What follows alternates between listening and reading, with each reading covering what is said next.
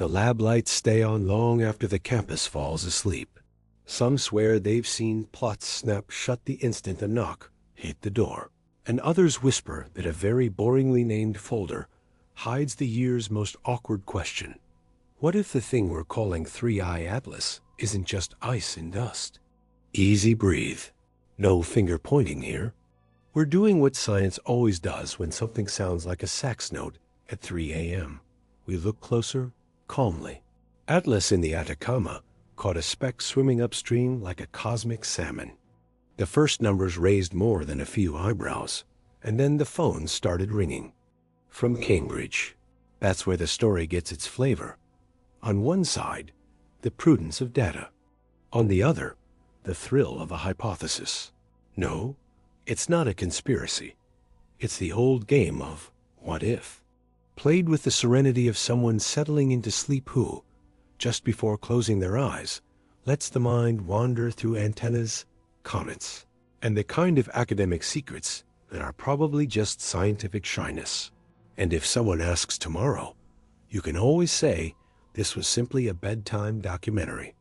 The phones do this funny thing when all the right people are pretending not to be excited. They ring, stop, ring again, and when someone finally picks up, nobody says the thing they actually called to say. A night assistant at the chili site forwards coordinates in a voice that could read a grocery list. A postdoc in Cambridge repeats them back with the kind of calm you practice before a recital. A director somewhere says, "Thank you," like they just remembered how to pronounce the word. The speck in those frames is still just that. Two dots separated by time, and an algorithm, but even in the first stack, you can feel the frictionless way it moves. Not along the grain of the solar system, not with the herd, but across it, as if all the circular habits of planets and leftover rocks were a suggestion it politely declined. That's how the story begins, with motion that doesn't care about our local customs, and with people who do math when they're supposed to be sleeping. It takes less than a morning for the numbers to start behaving like characters. Velocity arrives first, loud and startling, and its quiet friend, direction, sets the furniture straight.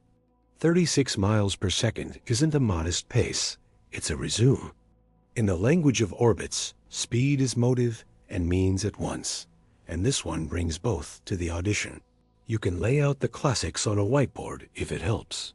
Bound paths fold back on themselves, comforting ellipses that promise to return.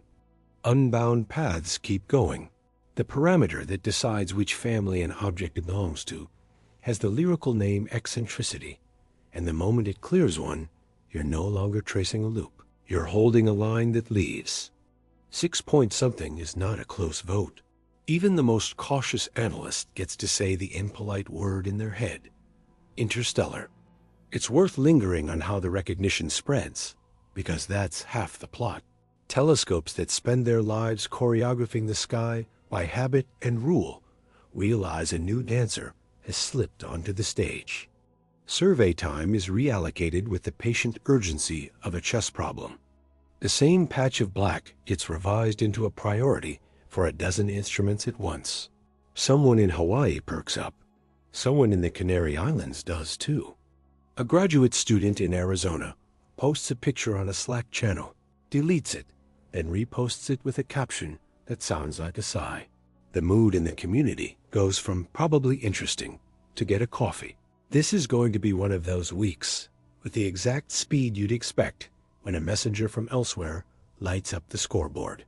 All of that is standard for a rare object on a rare path. What isn't standard is the quiet heat just north of the Charles River.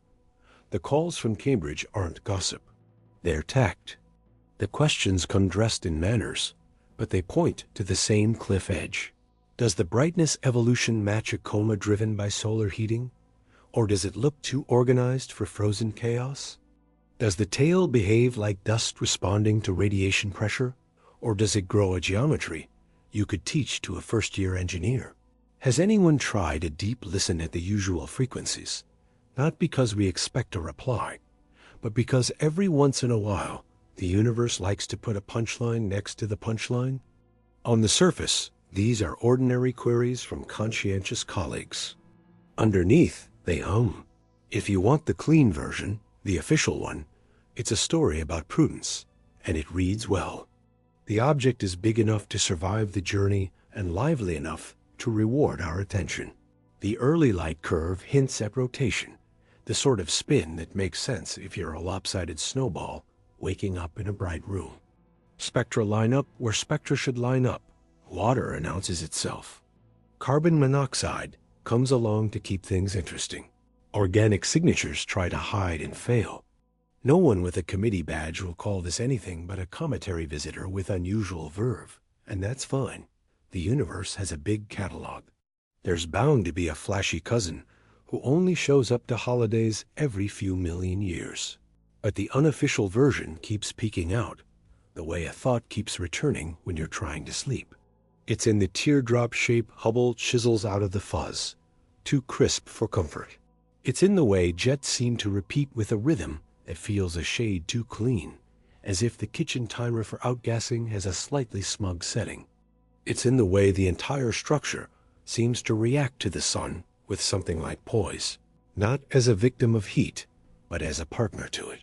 You can explain every feature with natural mechanisms, and many will, carefully, but the accumulation of neatness is what makes people nervous. Neatness is the mother tongue of design, and though nature speaks it often enough to make us blush, there are dialects that feel learned.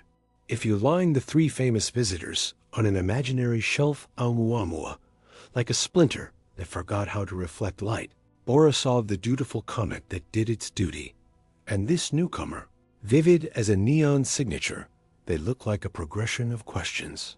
The first asked whether we'd even notice. The second asked whether we could parse the chemistry of a life spent under another star. The third seems to be asking how we handle ambiguity when it's bright and unmissable. Every telescope we point is both an instrument and a mirror for the way we want the world to be. Some of us like our universe tidy and unsurprised. Others keep a little drawer labeled, "What if?" That drawer is where the sleepless theories live, stacked with care. One version says thin, wide structures travel well between stars because light knows how to push and surfaces know how to listen. Another says geometry can masquerade as conduct, and what looks like control is just the choreography of heat. Somewhere in the stack is the forbidden thought, the one that makes people speak slowly on camera and off.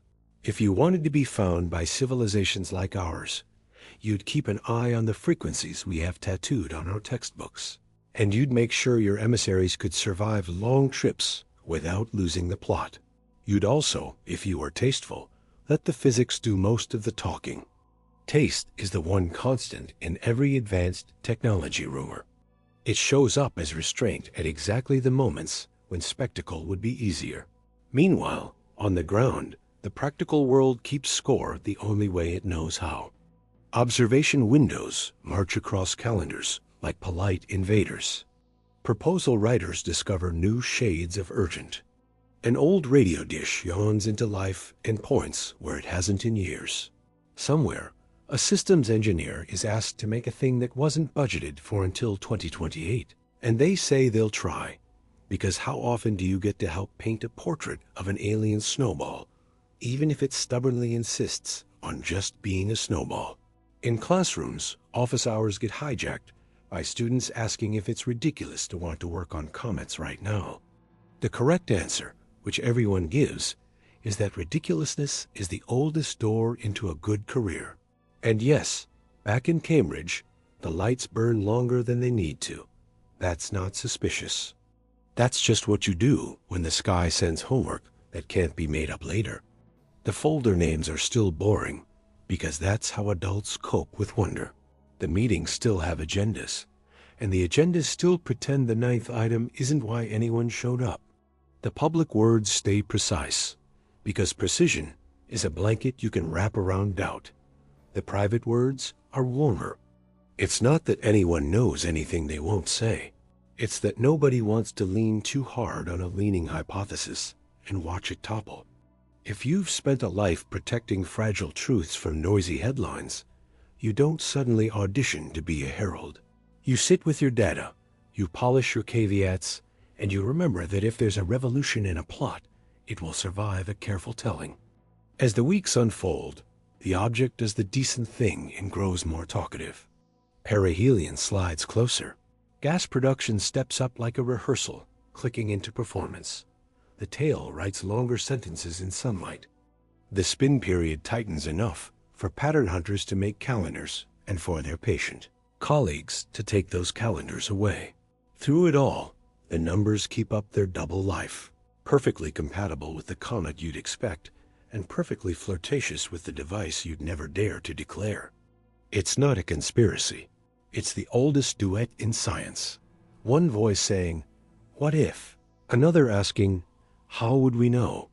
Both staying in key because somebody has to sing the lullaby while the kettle hums. The public learns just enough to sleep badly and dream well. News anchors say the word interstellar with the same care they use for medical terms. Social feeds perform their eternal dance between aliens confirmed and calmed down. And somewhere between those poles is the actual feeling you get when you look up and imagine a traveler whose passport was stamped when our species hadn't discovered fire. If it's only ice and dust, that's a miracle in a language we can already read. If it's not only ice and dust, that's a miracle in a dialect we might finally be learning to hear. Either way, the documentary is the same at bedtime. Start with a knock at a lab door, end with a sky that refuses to be boring. What matters, maybe more than any verdict, is the muscle we exercise while we wait. The discipline of letting an extraordinary hunch share a bench with ordinary evidence is a skill worth practicing in astronomy and in how we talk to each other about anything that matters. Cambridge, Chile, Hawaii, the Canaries, the kitchen table where somebody shows their kid a photo and tries to explain centuries in a sentence. They're all part of the same instrument right now, flexing the same patience. In a few months, we'll have more of the tale in hand, quite literally where dust falls as faint meteors in chemistry labs coax stories out of specks. In a few years, we'll have missions that stalk the next wanderer with intent. In a few decades, we might have an index of the galaxy's accents in ice. And through all of it, there will be folders with boring names hiding extraordinary questions in plain sight, because the best way to keep a secret in science is to treat it like a hypothesis and let it earn its keep. Until then, if someone asks you whether 3I Atlas is a comet or a confession, you can answer the way those late-night calls answered each other, with coordinates, with caution, and with a smile too small to quote. It may only be ice learning to sing under a new sun. It may be more. Tonight, it's a reason to pay attention, which is all the cosmos ever really offers us. We accept. We watch. We keep the lights on a little longer than usual, and when the knock comes, we don't slam anything shut. We open a fresh plot. We label it something abundantly dull, and we let it tell us who it wants to be. By the second week, the object has started to behave like a rumor with coordinates. You can plot its path on a napkin and still feel the hairline crack it makes in the usual story of rocks and ice. The numbers continue their quiet theater. Position solutions converge.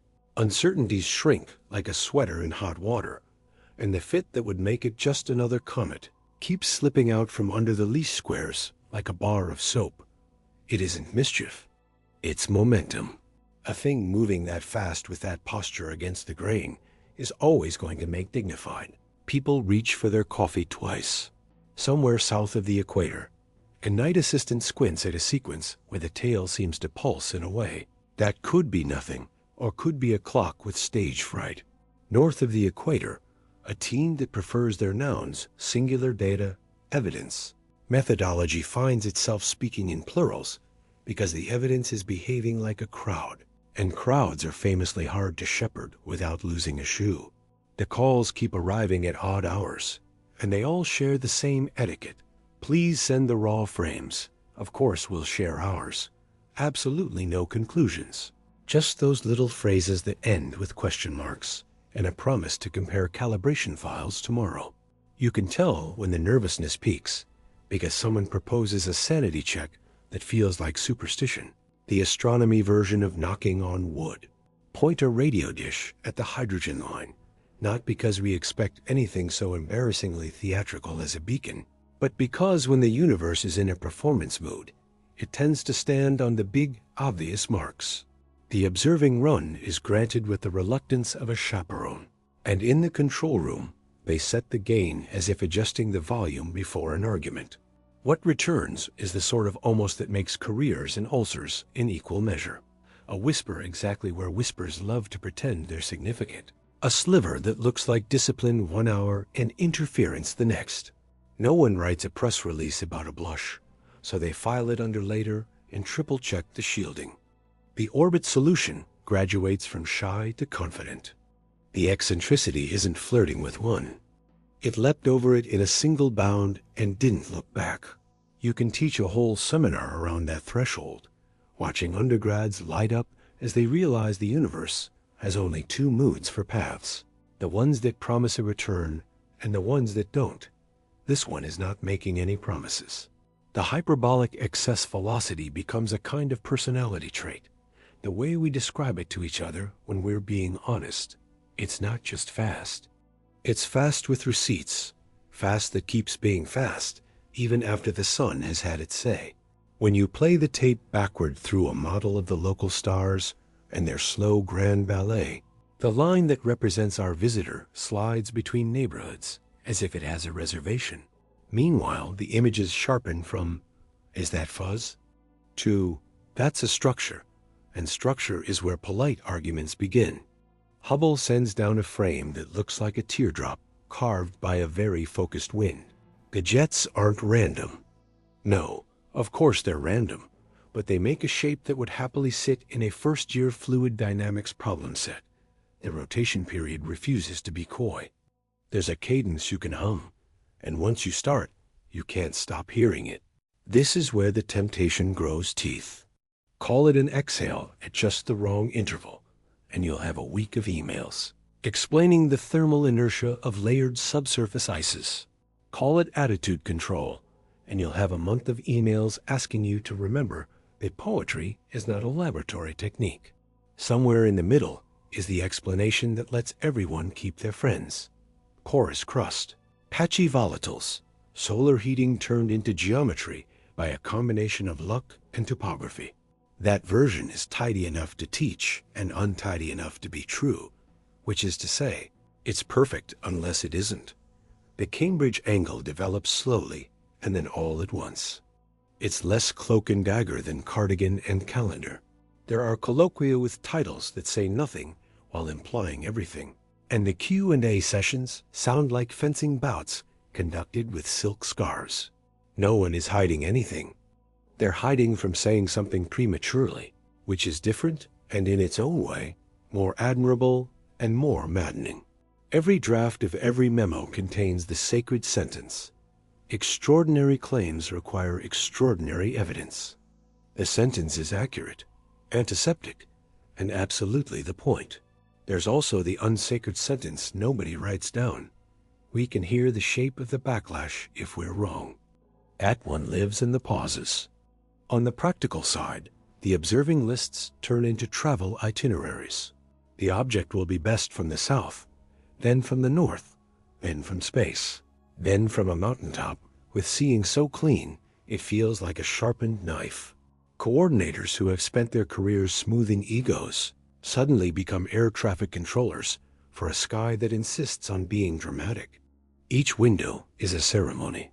Someone warms their hands on a mug and announces, a little theatrically, that the coma is brightening exactly as models predicted, which is both a comfort and a dare. A spectrograph records water vapor singing its old song, and a chemist who hasn't slept well in days smiles like a cat. Carbon compounds step onto the stage with the gusto of a chorus line. Organic signatures do the thing organics always do, hint at stories, and then duck behind a curtain just when the audience leans forward. Back in the rumor mill, a phrase begins to circulate the way phrases do when they're too interesting to be true and too tidy to be ignored. Engineered neatness. It's not a conclusion. It's a shrug with adjectives. It tries to capture that slight left of natural feeling you get when the tail looks like it's obeying suggestions. The counter-arguments are ready and relevant. Nature can be obsessively symmetrical when it wants to be. Resonances produce rhythms. Thermal cracking prefers patterns because physics has habits just like people do. But if you've ever stared too long at a crop of hexagons on a frozen pond or the staircase inside a nautilus shell, you know why the phrase sticks. Elegance is a double agent, loyal to both math and intention. The radio side refuses to deliver either salvation or scandal. There are nights when the band around the waterhole looks as clean as a monastery. There are hours where a needle pricks through the noise, just enough to raise heart rates. The analysts do what they always do: torture the data until it confesses whether the confession is real. Doppler drift is checked against ephemerides. Local interference is hunted down to the errant elevator in a nearby building. A satellite that shouldn't be there turns out to be a satellite that has every right to be there after all. The end-of-night notes bloom with caveats, so lush you could get lost in them. If there's a message, it has better timing than we do. Because the object is not a shy thing, it pushes the conversation forward on its own schedule. As perihelion approaches, outbursts happen with the kind of panache that makes a small telescope feel like a front row seat. Amateur observers report brightening that almost looks rehearsed. Professionals nod and say yes. That's how sublimation wakes up when the thermostat climbs. But privately, a few of them admit it's hard not to feel, in your bones more than your brain, that the performance has beats. The models can match the movie if you give them enough levers. The question, whispered over pizza at 2 a.m., is whether we are tuning the model to our itch. All of this makes fertile ground for a narrative that sounds like a thriller and functions like a lullaby. The title in your head goes something like the one in the program. Are the folks in Cambridge sitting on a truth the rest of us deserve to hear? The answer, if you strip it of drama and leave it dignified, is that sitting on a truth and letting a truth assemble itself to standard are not the same posture. The first is secrecy. The second is patience. Patience looks suspicious in a world trained to measure virtue in online timestamps, but the sky has never been impressed by our clocks. It speaks in integrals and integrities. Still, suspicion is a human spice, and a little goes a long way in late-night imagination.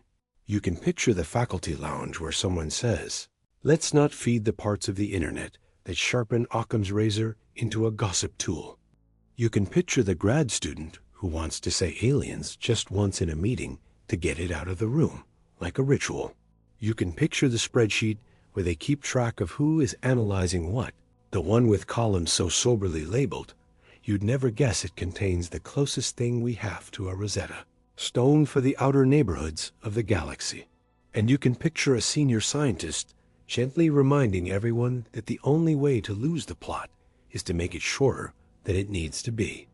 Meanwhile, the world beyond the observatories is doing its wordless part.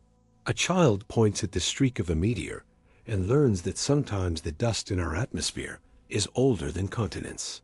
A person walking a dog in a sleepy suburb looks up for no reason and, for half a second, understands how small and privileged it is to exist in a moment when messengers from elsewhere occasionally swing by to write their signatures in solar wind. The markets twitch a little because markets are allergic to uncertainty. Somewhere a fund quietly buys shares of companies that make detectors for wavelengths most people never think about. These ripples are not evidence of anything except our collective appetite for wonder and a decent bedtime story. When the object finally rounds the corner of its closest approach, there's a night where the sky is cruelly bright and a day where everyone sleeps at their desks like camp counselors after a week with especially energetic campers. The data stores hum like beehives. There is so much to read that the only rational thing to do is make tea and read more. The Cambridge people, the Hawaii people, the Chile people, the amateurs who decided last year was finally the year to buy that mount. They're all in the same state of dignified overwhelm. It is, in other words, going exactly the way it should. The universe is generous, but it is not a fast talker. It mumbles its answers and expects us to lean in. If you came here for a verdict, you will, for now, leave with a posture. It looks like this: shoulders down, breath even, curiosity in one hand, skepticism in the other. Look at the frames until the patterns look like patterns, and then keep looking until they look like artifacts. And then keep looking once more to see if they become patterns again. Listen to the band everyone listens to, because that's where a sensible creature would broadcast if it wanted to be caught. And when you hear something that might be a voice, ask how many other things can mimic a voice when you want to hear one. Let the hypothesis live, because good science doesn't swat flies with sledgehammers. And let the caution live, because good science knows the difference between resonance and language. Somewhere in that balance lies the truth about a traveler we have named with a bureaucratic grace that belies our affection. And if, as the lights click off one by one in buildings where the night shift keeps the universe company, you feel that itch again, the one that wants to turn the whole thing into a secret. Someone is guarding. Remember how secrets actually behave. They leak, they stain, they leave fingerprints on the copier. What you're seeing isn't smudges. It's careful hands, wiping the lens between exposures because the picture is delicate and deserves not to be smudged by hurry. It's less romantic than a cover-up and far more useful. The story isn't hiding behind a door with a coded lock. It's out on the table in a folder named Boringly, waiting for enough of us to fall asleep so it can get to work assembling itself, with the slow confidence of a sky that has been doing this long before we learn to wish on it. If you leave the graphs alone for an hour, they start to talk to each other.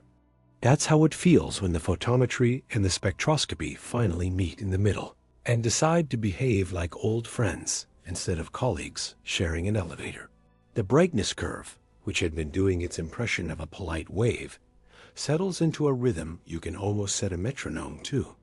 Meanwhile, the spectrum, a forest of lines that first looked like someone dropped a barcode into a snowstorm, begins to thin into legible trees. Water is there, as expected, singing in all the places water likes to sing when sunlight nudges it out of shyness. Carbon monoxide steps forward too, not loudly, just enough to say, this is a proper comet's closet, well-stocked and a little outdated. The organics flicker like porch lights at the edge of town.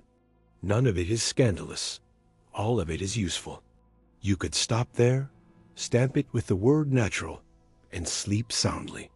But the tale keeps doing its choreography, and choreography makes the practical mind itch. So you open a fresh notebook and have a quiet, civil argument with radiation pressure. If the thing were merely thin and bright, a sail in search of a breeze, you'd expect a certain shove at certain angles. You can compute it on a napkin, then polish it with real code, then ask a friend to pretend they don't know you, and check your math. The shove mostly shows up where it should, and where it doesn't you can often blame texture, porosity, and those treacherous pockets where ices hide under crust like teenagers under blankets at noon. Somewhere in that corner case lives the temptation to rename finesse as intent. The counter-sermon is ready before the thought finishes forming. Nature writes with a beautiful hand when given time and gradients. If a dune can hold a perfect curve without a surveyor, a coma can pretend to keep time without a conductor.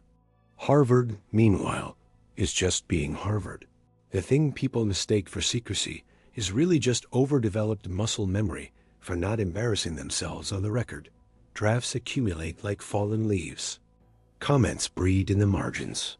A paragraph that once flirted with anomalous non-gravitational acceleration, inconsistent with standard outgassing models, is gently sanded down to requires additional constraints. The point is not to smother the spark. It's to keep the curtains from catching fire. There are, to be fair, rooms where a whiteboard has acquired a rash of prime numbers and a small group has agreed not to call anything a sequence until it survives a week of deliberate neglect. They are not hiding treasure in the attic. They are making sure the glitter is not from the carpet. On the other coast, radio folk run their instruments like insomniac baristas precise, patient, suspicious of anything that smells like excitement. The hydrogen line sits there, eternal and smug, because it knows we'll always come back to it the way tired people return to black coffee. Some nights the band is so clean, you can hear your own heartbeat reflected in the bassline noise. Other nights, a pinprick appears and walks exactly where the ephemeris says a pinprick would walk if it were stapled to our visitor. The pinprick does not modulate in any language you'd bet your tenure on. It drifts as if obeying physics, which is both reassuring and infuriating. Later, an engineer finds that a distant satellite was conducting a test nobody advertised. The sigh in the control room could be bottled and sold as skepticism unscented. And yet the small oddities keep collecting like lint. A shallow, reliable flicker in the light curve that prefers certain solar phases. A jet that refuses to precesses the way its siblings do, as if some boulder on the surface is acting like a stubborn valve. None of these are capital letters. All of them are commas, inviting the next clause. This is the part where one school of thought says, see, the pile of unlikelies is getting heavy. The other school smiles and reminds us that unlikely is the default texture of the universe once you zoom in far enough. A snowflake is a cathedral of coincidences, and nobody accuses January of engineering. Perihelion approaches the way holidays do, marked on calendars, dreaded by logistics, adored by photographers. The thing flares, as things do when you swing them too close to a star. Outbursts announce themselves with sudden generosity, tossing brightness to the amateurs who have been faithful on cold driveways, letting them share the same gasp as the professionals. The coma exhales, the tail lengthens, and for a few nights in a row, you could be forgiven for feeling that the object is performing for us. Even the most sober analysts allow themselves a private wow, administered like a vitamin, guilt-free. Then the sun takes center stage, glare doing what glare does, and we endure the blank days with the same patience old sailors had for doldrums. When it emerges, thinner but still opinionated, a new voice enters the room. Thermal inertia. The way heat soaks into the crust and sneaks back out hours later is a story older than planets. You model it because you can, and because it's a test bed for humility. Plug in reasonable conductivities, adjust the emissivity, rotate the shape you think you have, and the stubborn flicker starts to look less like a metronome and more like a lag. That's satisfying, almost too satisfying, because the mind loves a problem that yields to clean parameters. It's also a useful antidote to the midnight theory that everything elegant must be authored. Elegance is a habit of equations, not a confession. Outside the labs, the storyline has begun to grow antlers and an audience. A headline tries on the word alien the way a teenager tries on a leather jacket performatively, with mirrors. A podcast promises to say what Harvard won't, which is a bold promise about a place whose most guarded secret is usually a colloquium snack budget. The emails arrive in predictable flavors: earnest curiosity, performative scolding, declarations that all this is obvious, and declarations that nothing is obvious, and that is obviously suspicious. You start answering with a template that includes a link to basic orbital mechanics and a gentle suggestion that conspiracy is a poor substitute for patience. If you are very tired, you swap the order. The object itself remains beautifully indifferent to our narratives. It has a job turn sunlight into spectacle and momentum into leading, and it will do that job with or without our metaphors. The tail thins, but not to nothing. The jet's quiet, but not the silence. The spectrum cools back toward a calm field, in which water is once more the main character, and carbon plays the loyal friend. Somewhere in the outer rooms of the coma, grains swerve under radiation pressure and line up into faint stry that make you think of vinyl records and the way grooves can hold a history. If you want to sleep with a comforting thought, try this. The grooves are real, and they do hold a history. and the trick is learning to play them at the right speed. Back in Cambridge, there's a meeting where someone finally says the loud part quietly. If this were engineered, would it be this polite?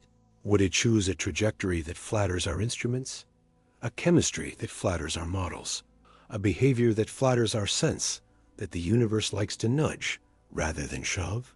The answer, delivered with the even tone of a person grading exams, is that design would leave scars we could point at, not ambiguity we can feed forever.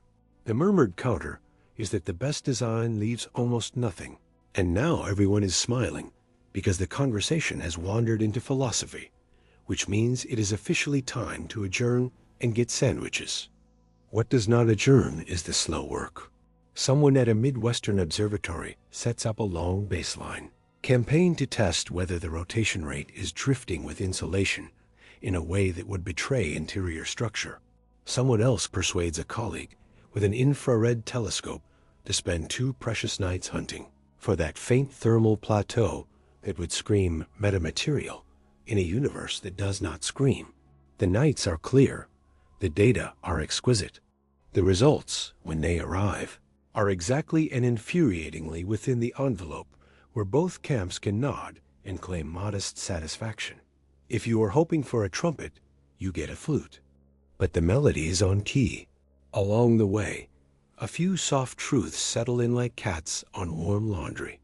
First, that our detectors and our egos both saturate if you stare too long without blinking. Second, that interstellar objects are not gifts for our plot lines. They are audits for our methods.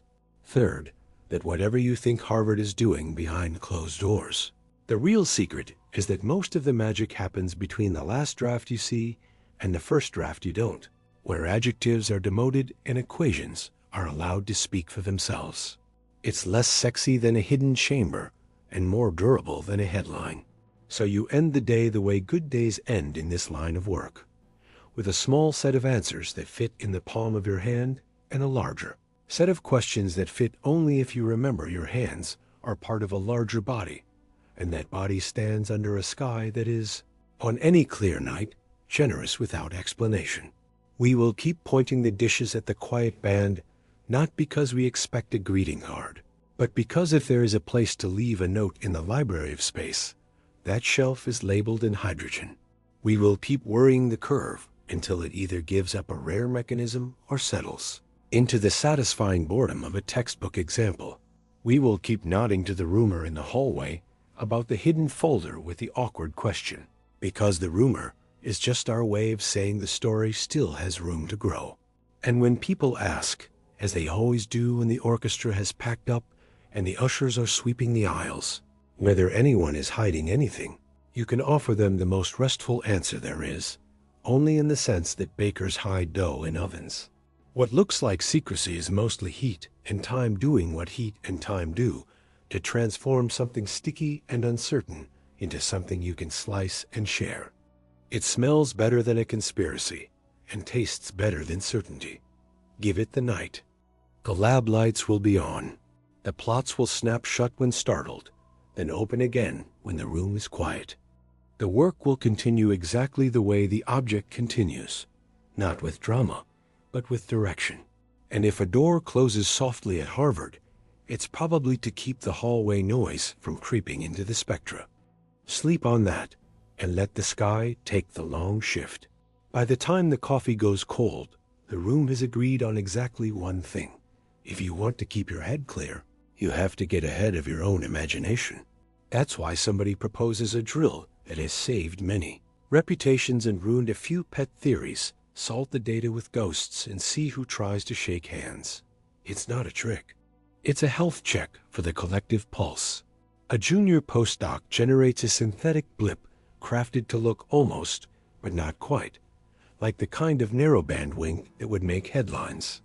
Nobody tells the observers which nights will contain the mirage. The machines stare, the algorithms hum, the humans annotate, and the cold truth lands where it always does. We are much better at finding the things we decide to look for than the things that are actually there. The false positives are corralled with the tenderness of a dog walker, gathering a pack that wants to explore the wrong park. When the debrief finally happens, embarrassment is rationed and lessons are given room to breathe. What looked like a secret for 3 days becomes a story about rigor that, if we're honest, is almost more romantic than discovery. Almost. Out under the real sky, the visitor keeps its appointment with sunlight, which is not so much a meeting as a contract renewal. The coma fluffs and resettles like a pillow turned to the cool side.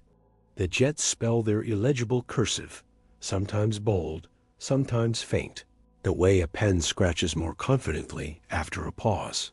Thermal lag explains more than you want it to, which is the curse of good physics. And yet a couple of stubborn inflections in the light curve continue to refuse tidy adoption. That is where the mind tries its old sense-making magic and draws straight lines through cloud banks. Would an engineered surface do that?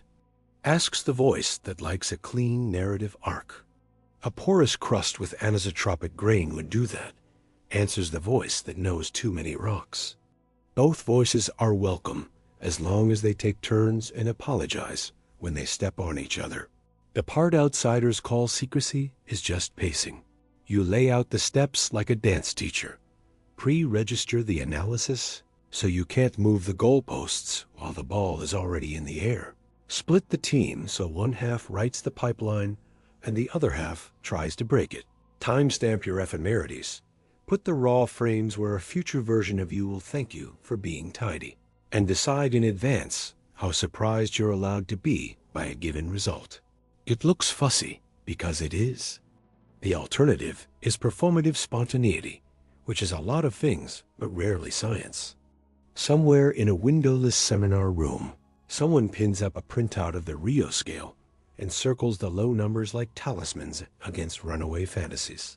A veteran reminds the room about that understated moment in 1977 when a tidy 72 seconds turned into 40 years of argument and a single word scribbled in the margin proved more durable than any conclusion. The lesson hasn't aged. Treat the extraordinary as a guest, not as a resident. Of course, other impulses stroll in on soft shoes. You don't spend nights listening to hydrogens whisper without occasionally hearing a syllable that sounds like your name. The phones ring, not just from Cambridge now, but from Pasadena, from Bologna, from a mountaintop you'd think was too busy with galaxies to care about our neighborhood gossip. The questions rhyme even when the accents don't. Does the Doppler track the ephemeris? Do the residuals spike when the phase angle crosses that cliff? Does the polarization curve show a preference that rocks wouldn't? The answers, drafted carefully and cross-checked by people who have learned to fear their own enthusiasm, keep returning to the same comfortable sentence. Within expectations, with interesting wrinkles. It's the scientific equivalent of the soufflé rose, which sounds boring until you remember what a soufflé is and how it loves to collapse just to remind you who's in charge. Meanwhile, the rumor keeps bumping its head on the ceiling fan. Someone at Harvard has a folder with a word in the file name that would break certain corners of the internet. The truth, as ever, is smaller and harder to meme. Yes, there's a directory with drafts that tilt more speculative on Tuesdays than on Fridays. Yes, a senior author red-penned a paragraph that leaned too heavily on a metaphor about sales because the numbers hadn't earned the analogy. Yes, a line about anomalous coupling got retired for the very respectable reason that the anomaly shrank by half when a calibration lamp decided to behave. This is not a vault so much as a pantry. Ingredients go in, recipes are tested, and most dishes improve simply by not being served the minute they leave the stove. If you've eaten anything worth eating, you already believe in this kind of secrecy. The public performance is developing its own gravity. A midnight radio host asks if it's dangerous to talk back, and you can hear the caller nod through the silence. A streaming documentary gives the object an origin story, involving a star older than our myths and a gravitational slingshot performed with the swagger of a matador. You can't fault the storytelling. It's good television. In the morning, the inbox fills with reasonable versions of the same question. If it turns out to be a rock, will you be disappointed? The real answer is less photogenic than the truth serum version. Disappointment is a tourist. Relief is a local. Rocks, when they come from between stars, are encyclopedias written in dialects we're still learning to pronounce. It's not settling to prefer a fluent conversation over a flirtation with someone who never texts back. On the hardware front, the best kind of arms race has started. Who can build the cleanest ear? Somebody convinces an old array to borrow a trick from pulsar hunters, folding the signal over suspected periods to see if the faint regularities pop like constellations after you turn off the porch light. Somebody else borrows discipline from the exoplanet crowd and demands to know whether the periodicities survive after you subtract the window function of your own observing schedule. The ugly truth in the mirror, always unflattering, always faithful, is that more than one alluring blip prefers Tuesday nights, because that's when you had time on the instrument. Once you beat that bias out of the room, the remaining features look less like Morse and more like weather. It's not a demotion. Weather is how climates announce themselves a day at a time. Perihelion leaves behind the usual confetti, fragments that may or may not be fragments, asymmetries that may or may not be inherited, and a light curve that has the nerve to evolve just as your model finally felt house-trained. The thermal phase lag you sold to your own skepticism still holds, but now the amplitude breathes in a way that suggests some interior is waking or some crust is learning a new trick. The infrared data, precious as pearls because time on that instrument is borrowed like a tuxedo, whisper that emissivity is not uniform, and that patches with different personalities take turns steering the dance. You write the sentence that explains this without any adjectives, and then you delete the sentence and write a better one with one adjective, and then you send it to a friend who deletes the adjective and sends back a plot and makes everything obvious. If there's a conspiracy here, it's the one between clarity and patience against our worst instincts. Academia's allegedly smoky backrooms turn out to be ordinary conference calls where people mute themselves to sneeze and unmute to disagree politely. Someone proposes a joint circular to state the most boring possible truth in the most careful possible way, because boring truths aged in caution casks keep better than hot takes. A younger voice asks whether we owe the public a little romance to justify all these late nights and public funds. The older answer is kinder than it used to be. Romance is fine, as long as we deliver it lullabies instead of alarms. If the object wants to be a bedtime story, it has earned that angle. We can talk about prime numbers without promising choir practice. We can talk about sales without declaring a regatta. There's a whole subplot now in the labs that watch for neutrinos and other shy messengers. They are not expecting chatter from this visitor. They're checking the locks. A null result is a handshake here. The absence of fireworks tells you you're not accidentally standing next to a particle accelerator with a poetic tale. It's oddly comforting, the way a clean bill of health is comforting, even when you secretly hoped for an exotic diagnosis just to justify how weird you felt on Thursdays. The cryogenic detectors purr, their silence articulate, the catalogs update. The world keeps being the world. You could make a case that the most interesting data point of the entire season is sociological. Watch how the community moves from breathless to methodical without losing kindness. Watch how a Harvard name both magnifies and muffles, acting like a lens with a little chromatic aberration that has to be corrected downstream.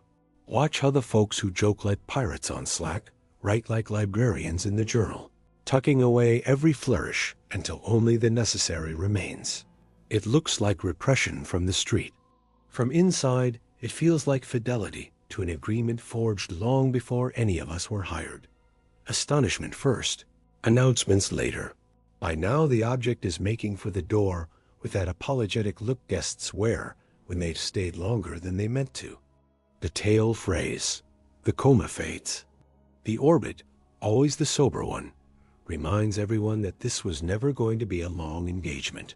The stacks of data harden into something you can archive without guilt. Preprints sprout like wildflowers, some cautious, some caffeinated. Reviewers sharpen their pencils and their bedside manners. A few bolder claims try to take the hill of public attention, waving flags that the wind has not quite earned. Most of them will be gently relieved of their banners before winter. What remains after the music softens is not a verdict, but an instrument we've tuned a little better. The photometry is cleaner because we argued about what dirty looks like. The spectroscopy is smarter because we told fewer stories and checked more line lists. The radio discipline is steadier because we let ourselves be fooled on purpose and then learned how not to be. The public learned a thing too, or rather remembered it. That we don't know yet is not a stall, but a promise. Harvard will go on being a place where rumors about folders are just another way of saying people care enough to draft sentences 10 times before they let them out. The telescopes will go on, making the night auditable. And somewhere, beyond the reach of our sleep, but within the reach of our habit, another speck will start upstream, another phone will ring, another folder will acquire a boring name that hides nothing more scandalous than good manners. If you need a final comfort before the lights go out, try this modest spell. Whatever 3i Atlas is, and the safest odds keep returning the same gentle coin, it arrived like a teacher who never raised a voice, letting us discover how to sit up straighter and hear more clearly. We will be better for the next one. We will be more patient with the voices that go quiet while they think. We will be less enchanted by the jacket a word wears and more attentive to the work it does. And if some midnight decades from now, a signal leans out of the hydrogen band and says something we can all agree is new, we will have kept the room tidy enough to hear it, and the door open wide enough to welcome it without tripping over our own certainty. Until then, let the folders be boring, the measurements be careful, and the rumors be just funny enough to keep us awake on the drive home. By dawn, the rumor has upgraded itself from a wink to a raised eyebrow. A friend of a friend claims a door in Cambridge has a keycard reader that used to blink green and now blinks red, which, in the folklore of campuses, apparently means a discovery too hot for hallway chatter. The grown-ups smile at this because they remember that keycard readers mostly blink red when facilities is replacing a switch. But rumor doesn't break stride when reality clears its throat. It never has. What rumor does, better than any press office, is translate anxiety into plot. If you're outside the building, a red light feels like a secret. If you're inside, it's just Tuesday and the Sysadmin's coffee is late. The awkward truth is less cinematic, but more interesting. When data threatens to jump species, from ordinary to extraordinary institutions don't slam vaults. They slow their breathing. Drafts stop using verbs that sound like trumpet notes. Sentences go on a diet until they can fit through peer review without holding their stomachs in. People who are chatty on Slack switch to phrases like, "Let's wait for the next night," and "Do we have the calibration lamp happy yet?" If someone at Harvard looks like they're hiding something, chances are they're protecting the part of science that keeps it honest. The right to sleep on a result, wake up grumpier, can change your own mind. There's also the tiresome villain that keeps sneaking into this story wearing a very shiny mask, the hydrogen line. Once you tell the public that 1420 megahertz is a kind of universal watering hole, every squeak near it becomes a flute solo in the mind's ear. The band of our machines is crowded with satellites that like to hum their own little tunes, thermostats with delusions of grandeur, electric fences that crackle with the confidence of a startup founder, and even the occasional microwave that insists on auditioning for the role of first contact. You can see why someone might want a few quiet days to make sure the note they're hearing isn't the elevator. That's the stage where the what-if feed game is both a tonic and a trap. What if a sail is catching sunlight and converting it into a push, so polite we only notice when the object has already finished its sentence? What if a surface is engineered to throw back radio waves like a ballroom mirror, giving us specular glints where rough rock would have smeared the echo into mush? What if the thermal map is not a geology story, but an intentional quilt, with patches that heat and cool on cue to keep internal stresses polite? You can sketch the testable versions of these ideas without falling in love with them. A sail implies a particular dance between pressure and spin, which leaves footprints in the torque history. A coherent oscillator implies frequency stability that can be measured with the Allen deviation stopwatch a lab keeps next to the coffee grinder. A metamaterial skin suggests polarization tricks that rocks don't do. Every hypothesis that sounds like science fiction has a way to ask it for ID. The good news is that asking is cheap. The bill comes due when you're answering. Measuring an ultra-stable line means your local oscillators have to be more boring than taxes. Chasing polarization means your feeds stop tolerating the little sins of misalignment that everyone pretends aren't there. Hunting for specular radar returns means scheduling precious dish time to ping a moving needle in a haystack that would very much like to keep moving. These aren't cloak and dagger problems. They're more like yoga. Flexibility hurts at first, then it becomes how you breathe. Into this steps the character people keep trying to cast as a plot twist, the Harvard theorist with a soft spot for engineered skies. He isn't hiding behind curtains. He's standing at a whiteboard writing "suppose" in neat letters, and then subjecting the supposition to the same, whether you'd use on any other idea. The university logo on the door doesn't make the math braver or the data shyer. It does, however, act like a bullhorn in a marble hallway. Every mumbled aside sounds like a proclamation. Every figure caption becomes a headline. That's not conspiracy. That's acoustics. Meanwhile, the object oblivious to appointments and opinions keeps narrating in light. The photometry is a patient diary, day after day of small changes, like the way a house settles in the first cool week of autumn. The coma thickens and thins in a rhythm that looks convincing until you realize you've drawn the rhythm around your own observing gaps. The jets whip and veer, and some nights they seem to prefer certain longitudes, the way campfires prefer dry wood. Thermal maps from the infrared instrument you begged and bartered time on show plateaus where you expected slopes, as if emissivity were a mood and not a property. It's precisely the kind of behavior that invites poetry. It's precisely the wrong time to write any. This is where the public and the lab learn how to be good company to one another. The public asks questions that are really feelings wearing shoes. Are you sure you'd tell us if it wasn't just ice? Are you sure nobody's steering the narrative to protect a grant? Are you sure all those three-letter agencies in the footnotes aren't tapping the brakes on the story? The lab answers with sentences that feel like they were rolled flat by a pasta machine. Here is the cadence of our night logs. Here is why the Doppler drift follows the ephemeris.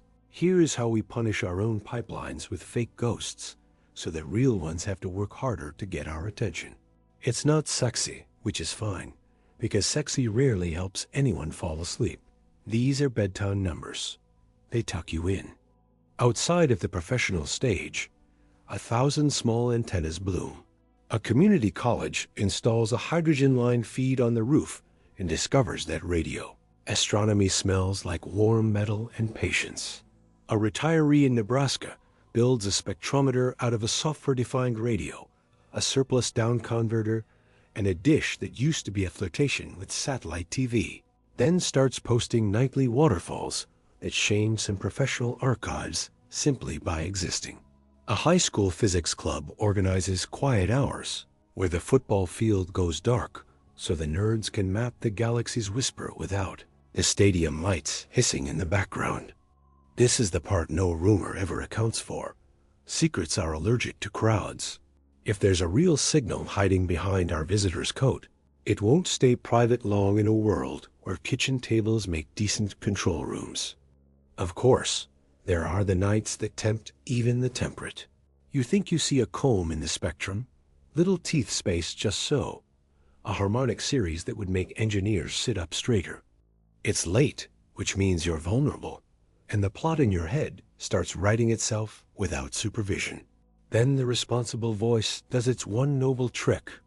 It puts the comb on a leash and walks it through your own calendar. It looks at the times your cryo-cooler burped. It looks at the interval between the last firmware update and your first euphoria. It looks at the constellation of newly launched satellites that just happened to pass a few degrees off beam. The leash goes slack. The comb, embarrassingly, belongs to you. If you need a more human example than all this talk of island deviation and polarization, picture the graduate student who keeps a baby monitor next to the hydrogen receiver. It's not for sound, obviously. It's because the little green LED on that cheap plastic box is so insulting in its honesty. It only has two moods, on and off. If it flickers, you don't argue about metaphors. You jiggle a cable. If it goes dark, you stop composing your Nobel lecture and check the breaker. That's the vibe the best labs cultivate when a news cycle wants to turn their work into symbology. Be like the baby monitor. Two moods, on, off. Everything else is decoration. The allegation that somebody somewhere is sitting on a more glamorous conclusion feels cathartic, like cracking your knuckles, but it wilts under the light of how modern science eats. You cannot keep an appetizing secret in a kitchen where the recipes are public, the ingredients are shared, and half the sous chefs moonlight as bloggers. You can delay a preprint while you exorcise a gremlin. You can embargo a plot until the co-authors in 3 time zones have all had their coffee. You can choose a quieter verb. What you cannot do, not for long, is keep a choir of antennas from noticing that they're singing the same note. If it were there, you would hear it more clearly by Thursday than the rumor did on Monday. So the story settles back into its natural cadence. Cambridge continues to issue noises indistinguishable from every other careful place, where clever people put nouns next to numbers. The object continues to flicker and shed and drift toward a future where it will be a line in a catalog and a paragraph, in a textbook and a memory in 1,000 inboxes. The public continues to alternate between wanting a plot twist and appreciating the quiet miracle that we can measure the breadth of a thing that has never known air. Somewhere a conspiracy thread keeps stitching itself into a scarf that will never be warm. Somewhere else a 12-year-old prints a hydrogen spectrum and tapes it to a bedroom wall next to a band poster and a future they can't yet name. If you crave a verdict, because that's how sleep comes to you, the door closed, the switch flipped, the last word spoken, try this compromise. The most likely thing remains the likeliest, not by inertia, but by trial. Ice and dust, and the ordinary physics of sunlight can do more beautiful mischief than our impatience gives them credit for. The less likely thing remains worth courting kindly, because the day we stop entertaining it is the day we deserve to miss it. Between those two truths lives the version of hiding that won't make headlines. We hide our rush. We hide our metaphors until they're earned. We hide our pride until the code passes someone else's kitchen table test. What we do not hide is the data once it can stand up without leaning on our names. And so the lab lights stay on a little too late and then finally blink out. The keycard reader returns to whatever color it was always going to be. The object keeps going, because going is all it ever promised. The files sync. The drafts lose their adjectives, gain their figures, migrate toward reviewers who underline kindly and frown constructively. You listening to all this with one ear on the night and one eye on the pillow are allowed to keep the gentle thrill that maybe, possibly, something extraordinary brushed the edge of ordinary and left a smudge we can still see. Tomorrow will be for cleaning the lens and calibrating the clock and deciding whether the smudge is in the glass or the sky. Tonight is for the good sort of suspense, the kind that makes the morning worth getting up for. By lunchtime, the emails have learned to walk in on their hind legs. Circulating, not for forwarding, says one, which is famous last words for any secret. The attachments are ordinary until you breathe on them. A waterfall plot that looks like a piano roll fallen on its side. A scoop of baseband data as big as a weekend. And a note from someone in Cambridge who whose punctuation suggests they've replaced sleep with espresso and self-respect with caution. The rumor factory prefers a cleaner recipe Harvard knows. Harvard hides, but the grown-up version has too many vegetables to taste like scandal. What it has, instead, is a line. Not the kind you cross, the kind you measure. It sits just off hydrogen, a fastidious sliver of radio that drifts exactly as the object drifts, like a violinist matching a moving train by ear. You want it to be a voice. You need it to be a voltage. One of those you can test. Testing, alas, is the least cinematic slice of our little drama. It means you do the boring, holy things. You switch the dish off target and watch the tone fall into silence like a stage whisper realizing it's alone. You nudge the local oscillator a hair and make sure the signal doesn't follow your leash. You rotate the feed and beg polarization to confess a preference. You archive the rawest version, the messy, ungentrified stream, and you send it to a lab 3 time zones away that hates your conclusions on principle, but loves your data more than you do. If this is a performance, it's one where the applause is silence, and the encore is a critique of your calibration lamp. Meanwhile, the visitor is doing its weather. A jet brightens, a shoulder of the coma fattens, a thermal plateau holds steady like a stubborn idea, and the photometry keeps tapping the same slow beat on your shoulder. The close-in infrared shows little flags of heat where the sun shouldn't have rights yet, and radar, when it can spare you a few pulses, bounces off with a sheen that refuses to act like rubble. Specular echoes are flirtations. They make grown engineers blush and write equations with a little more swing than the textbook approves. They are also the easiest to fake by accident if your target is flatter than decorum and your beam footprint is more like a carpet than a point. This is the sort of nuance that turns "they're hiding something" into "they're still doing long division and don't want to post the answer key until they've checked the carries." The line itself, that clean, monastic tone, invites the oldest party trick in SETI. You murmur prime numbers into the void and beg the void to count along. The responsible voices in the room remind the excitable voices that the first thing a tone does when you look too hard is become a metronome for your own nerves. Still, someone writes a little program that drums 2, 3, 5, 7 in pulse position modulation, so gentle you could fall asleep to it, and points it not at the sky, but at their own pipeline, just to be sure the pipeline doesn't invent the echo out of good intentions. The pipeline, insulted, sulks and returns exactly what it was given, no more, no less. So the primes stay in their box, and the tone stays in its lane, and the team drafts the most boring sentence they can. Narrowband feature co-moving with 3i Atlas requires further characterization. Candidate instrumental and anthropogenic sources under investigation. You can hear the internet boo from 3 counties away. Here is where the Harvard question grows legs it never deserved. A theorist with a gift for tidy thought experiments suggests in public that if you wanted to talk to emerging radio cultures, you might hide your handshake near hydrogen out of politeness.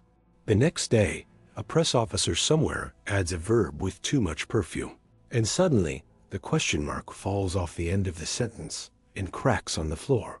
The lab, which communicates primarily in caveats and clock drift, now gets to answer a question it did not ask with a posture it does not like. "We are not hiding," says the senior author, which is the rhetorical equivalent of saying, "I don't think about elephants." So the team stops talking and starts publishing, which is what a scientist does when every other verb feels like a trap. Publishing, in this context, is cartography. Night by night, you map the Doppler drift against the ephemeris until the 2 lines sit on top of each. Other like stacked paper so neat, you could cut it with a look. You log the Allen deviation of your frequency standard like a diary of sobriety. You show that when you nod 2 degrees off, the line fades with the beam like a shy actor backing into the wings. You show that when a satellite constellation passes near the side lobes, the spectrum becomes a carnival of teeth, and the candidate tone behaves like an adult and refuses to join the parade. You note, with relief that borders on theology, that the feature repeats when another continent, with another amplifier chain and another weather system, points a different antenna at the same place in the sky. None of this proves intent. All of it proves that if there's a trick, it is not yours. The culture around the dish learns new manners as it goes. Someone proposes a blind injection salt, a synthetic signal into an observing night, so the pipeline has to prove it won't marry the first mirage that smiles. The suggestion depresses the romantics and delights the statisticians, which is a reliable way to tell you're balancing correctly on the knife. The injection goes in with only 3 people knowing the truth. The rest of the team performs the rituals of suspicion and, to their credit and chagrin, declares the intruder a fake with unflinching cheer. Trust goes up a notch. Sleep returns in half-hour increments. Outside the fence, the kitchen table revolution accelerates. A ham radio forum that used to argue about coax now argues, with astonishing tenderness, about window functions. A librarian in Lisbon writes a notebook that any 19-year-old can use to turn baseband into music, and music into a spectrogram, and a spectrogram into a feeling you can share without apologizing. A farm in Saskatchewan discovers that cows do not care for cryocoolers, but will tolerate them if the students bring apples and keep the generator polite. The result is a hemisphere-wide choir of small, imperfect ears all pointed, for a handful of weeks, at the same moving whisper. If someone wanted to hide a message, they chose the wrong planet and the wrong century. The object obliges by behaving adorably inconvenient. On nights when the professional arrays are clouded out or maintenance-bound, the tone holds steady as if despite them. On nights when everything is perfect and multiple instruments are ready to pounce, the feature sits out a few measures and lets the plasma near the sun rehearse its own static. That's how you learn not to mistake patience for conspiracy. The universe does not owe you a schedule. It offers you a weather report and tells you to bring layers. Harvard, to its mild horror, becomes a character in other people's scripts. There's a screenshot of a door with a keypad and a caption about secrets that seems profound until you realize every door with a keypad has looked like that since 1998. There's a blurry photo of a whiteboard with ppm written on it, which a certain corner of the internet reads as parts per machination. The only people not amused are the graduate students, who now answer their grandmother's texts with links to preprints, and the weary grace of those who know that the fastest way to exercise a ruler is to bore it to death with method. If you're still awake, it means you care enough to enjoy the gears. So here are a few that turn while you sleep. The spectral purity of the tone buys you a peek into its engineering. You measure phase noise, like you're looking for a heartbeat in a hurricane. And if the skirts are too clean, you start muttering about disciplined oscillators and atomic anchors. The polarization tells you whether the emitter cares about orientation. And on 2 good nights, the line plays favorites that rock physics can't explain without inventing flatness where none belongs. The drift's second derivative gives away attitude control in the same way a child gives away a secret by trying too hard to stand still. None of these alone graduate from maybe. Together they make the room quieter, and in a discipline powered by doubt, quiet is how hope sneaks in without tripping an alarm. Then there's the philosophical housekeeping, the part of the show that never makes trailers. You decide up front what would count as enough. Not proof, this isn't geometry, but a standard you defend to your worst. Rival over cheap conference coffee without flinching. You write the rules down, not in romance, but in radiometry. Repeatability across independent facilities. Null detections on symmetric off-pointings. Stability metrics that rule out the jitter you know too well. Temporal behaviors that follow the object and not the news cycle. A modulation that resists your cleverest attempts to forge it with the usual suspects. You register this plan like a ship's log, and you agree, in public, to accept the answer even if it is gallingly prosaic. You will have, in that case, learned exactly how the universe fooled you, which is the second best gift it gives. And if the better gift arrives? If, one quiet Tuesday, the line stops being a line and becomes a sentence, not because you wanted it to, but because a dozen unconnected antennas describe the same grammar in the same breath, then the Harvard question will vanish with the pettiness it deserves, because secrets cannot survive a choir. The conversation will move at once from "Are you sure?" to "What did we say back?" And the people who built their tents on suspicion will have to move their furniture into a world that requires collaboration more than catharsis. The rest of us will discover that reply is not a word but an infrastructure, and that you do not answer a century's worth of accidental shouting with a single clever line. You answer it with a culture that knows how to talk without hearing only itself. Until then, this remains the soft-spoken version of a thriller. The cameras stare. The code hums. The keycards blink, whichever color keycards blink, when no one is watching. The object continues its polite, indifferent exit, draped in sunlight and statistics. Cambridge files its figures. Chile files its skies. Nebraska posts another late-night plot named after a cat because the observer likes cats and nobody can stop them. Somewhere, a theorist writes a sentence with two, perhaps, and a comma you could sail a boat through. Somewhere else, a technician tightens a connector and saves the day in a way no documentary will ever dramatize. If you need a lullaby, here it is. No one is hiding the sky. The sky is too big, and our species is too nosy, and our instruments are too many for any single hand to cover any single mouth for very long. What looks like secrecy is usually choreography. What feels like delay is the time it takes to make a statement that won't embarrass itself at sunrise. If a voice is there, it will speak to all of us, because all of us are listening, and because even Harvard, for all its Gothic windows and whisper heritage, is made of people who like being right in public more than they like being mysterious in private. In the meantime, we stay with the line. We keep our verbs small. We let the data fall asleep in our arms and wake up on someone else's desk. And we practice the old, miraculous habit of being careful. Tomorrow might be louder. Tonight is honest, and that is enough to close your eyes on.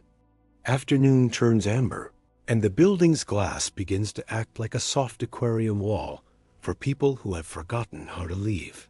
Someone props open a door with a copy of a journal that once said, "No evidence," and now contains an editorial that tastes a lot like, "Let us be careful." A condor of a cloud glides over the Atacama, and for a minute the telemetry room dims, as if the sky has put a hand over the dish to say, "Inside voices, please." It wouldn't matter. The noise lives in the wires. The ideas live in the hallway collisions. And the thing everyone pretends not to look at is the download bar creeping along a laptop as if speed were shy. The upload, the one that makes strangers into colleagues and colleagues into critics, finally breathes. Raw baseband, uncombed and ungentrified. A winter river of bits that refuses to sparkle unless you hold it just right. The file is the opposite of a press release. It has no adjectives and too many timestamps. It smells faintly of hydrogen masers and boredom and late coffee. This is what passes for radical transparency in a field that learned long ago that rumors are allergic to primary data. The link goes out with a quiet note that doesn't raise its voice. Here's what we saw. Please try to break it. The recipients range from observatories with postage stamp campuses to an amateur in Kyoto, whose antenna mast shares real estate with wind chimes. The wind chimes win most nights. They will also improbably help. You can tell when a dataset hits oxygen. Time zones collapse. People who haven't agreed on anything in a decade agree on the checksum. A coder in Cape Town writes a demodulator that hums like an old refrigerator and posts the command line, like a recipe you only half trust but want to try anyway. A retired RF engineer in Perth realizes his yard's cable spaghetti has been causing a ghost at 1420.302 MHz for years and drafts. A love letter to good grounding practices that reads like a short story. In Boston, 3 graduate students sprinkled the stream with synthetic gremlin spikes, chirps, a smug little barker sequence, and challenged the world to catch them all. The world, being vain and insomniac, does. The tone our too clean, too polite line sits there, like a candle at a vigil, not flickering so much as acknowledging the draft. On some nights, it wears a faint comb, a hint of regularly spaced teeth that make theorists lean, squint, and then apologize to the room for leaning and squinting. On other nights, the comb dissolves into something that looks like the breath of a sleeping dog against cold glass. Regular, but not mechanical. Familiar in a way that makes you suspect biology, even though everyone has promised not to say that word out loud. A beam shapes change, so do the answers. FIST sees the feature as a blade, Green Bank as a ribbon, a small dish in Andalusia as a rumor. Yet the drift, patient as a mason, lays each new brick exactly where the ephemeris says it should go. In Cambridge, the phrase export controls visits the conversation like weather. Not a threat, more a climate. Certain hardware descriptions don't cross borders without paperwork. Certain calibration tricks count as techniques someone once wrote into a regulation with a straight face. The team responds the way good people respond to complicated rules, by publishing at a velocity that turns bureaucracy into spectator sport. Not raw schematics nobody needs. A lawsuit, but measurements so clear and methods so reproducible that possession of the instrument becomes secondary to possession of intent. Transparency, it turns out, is a method, not a mood. Of course, there's the other kind of transparency, the kind that shines straight through your good sense. A thread with too many exclamation marks discovers a grant number, and for 24 hours the internet reads, DARPA, like a seance reads, hello. The fact that the acronym lives in half the nation's networking history does not help. A scientist who couldn't hide a birthday cake successfully, if you gave them a tarp and a warehouse, is recast as an architect of silence. Their inbox fills with demands to stop hoarding the sky. The best reply does not come from them. It comes from a Romanian high school teacher who has been collating independent spectrograms like pressed flowers. If they are hiding it, she writes in a comment, no algorithm considers important. They are doing a poor job because my students found it with a dish the size of a trampoline. The note receives 18 likes and repairs something the press could not have mended with a dozen microphones. As the days slide, the comet masquerade keeps threatening to slip. The coma breathes in ways that obey sunlight and then, at inconvenient intervals, obey something else. A jet lights, then refuses to swing with the rotation you modeled carefully enough to make a choreographer proud. The thermal plateau that wasn't supposed to last through the afternoon lingers into the next. Dawn like a house guest you're almost glad stayed. Radar comes and goes, precious, costly, stingy with its returns, and each time it taps the object's skin. The echo rings too neatly for rubble, not neatly enough for plating. You can tell which camp an analyst belongs to by the nouns they use. Facet, if they slept in a materials lab. Panel, if they didn't. There is a night, because there is always a night, when the sky seems to indulge the story. 3 facilities separate by continent suffer the same impatience at once and point their attention at the tone as if attention were a lever. A cloud breaks, a scheduler relents, a campus generator belches apologetically back to life. For about 20 minutes, the line dresses up. It steps half a kilohertz to one side and then comes home, as if to remind everyone that it owns its feet. It gains a second harmonic, so sweetly proportioned that emails acquire italics. Someone stages a whisper of primes in the quiet bits between, not transmitted, just computed. Pair of eyes blinking in binary in a mirror nobody else can see. When the sample is over and everybody resynchronizes their clocks to a standard that has never once needed their opinions, A postdoc says into the empty control room, "Either we are fooling ourselves identically on 3 continents, or the universe is fooling us identically on purpose." The microphone is off. The sentiment survives. In the morning, after coffee redeems the species its usual few percentage points, a conservative miracle happens. The most boring explanation rises from bed and finds itself short by a hair. Not just 1 hair. 3, at different places in the part. The thermal model requires a thermal emissivity function that nobody has ever seen outside a metamaterials lab slide deck. The Comas vector insists, gently but firmly, on an outflow geometry that implies flatness more aggressive than coincidence. The Allen variance plot hour pacemaker exhibits a discipline that makes hydrogen masers blush. None of these make a declaration. Together they withdraw the right to dismiss with a snort. The snort keeps trying anyway. It does not look good in the minutes. The people with robes, ethics, policy, insurance.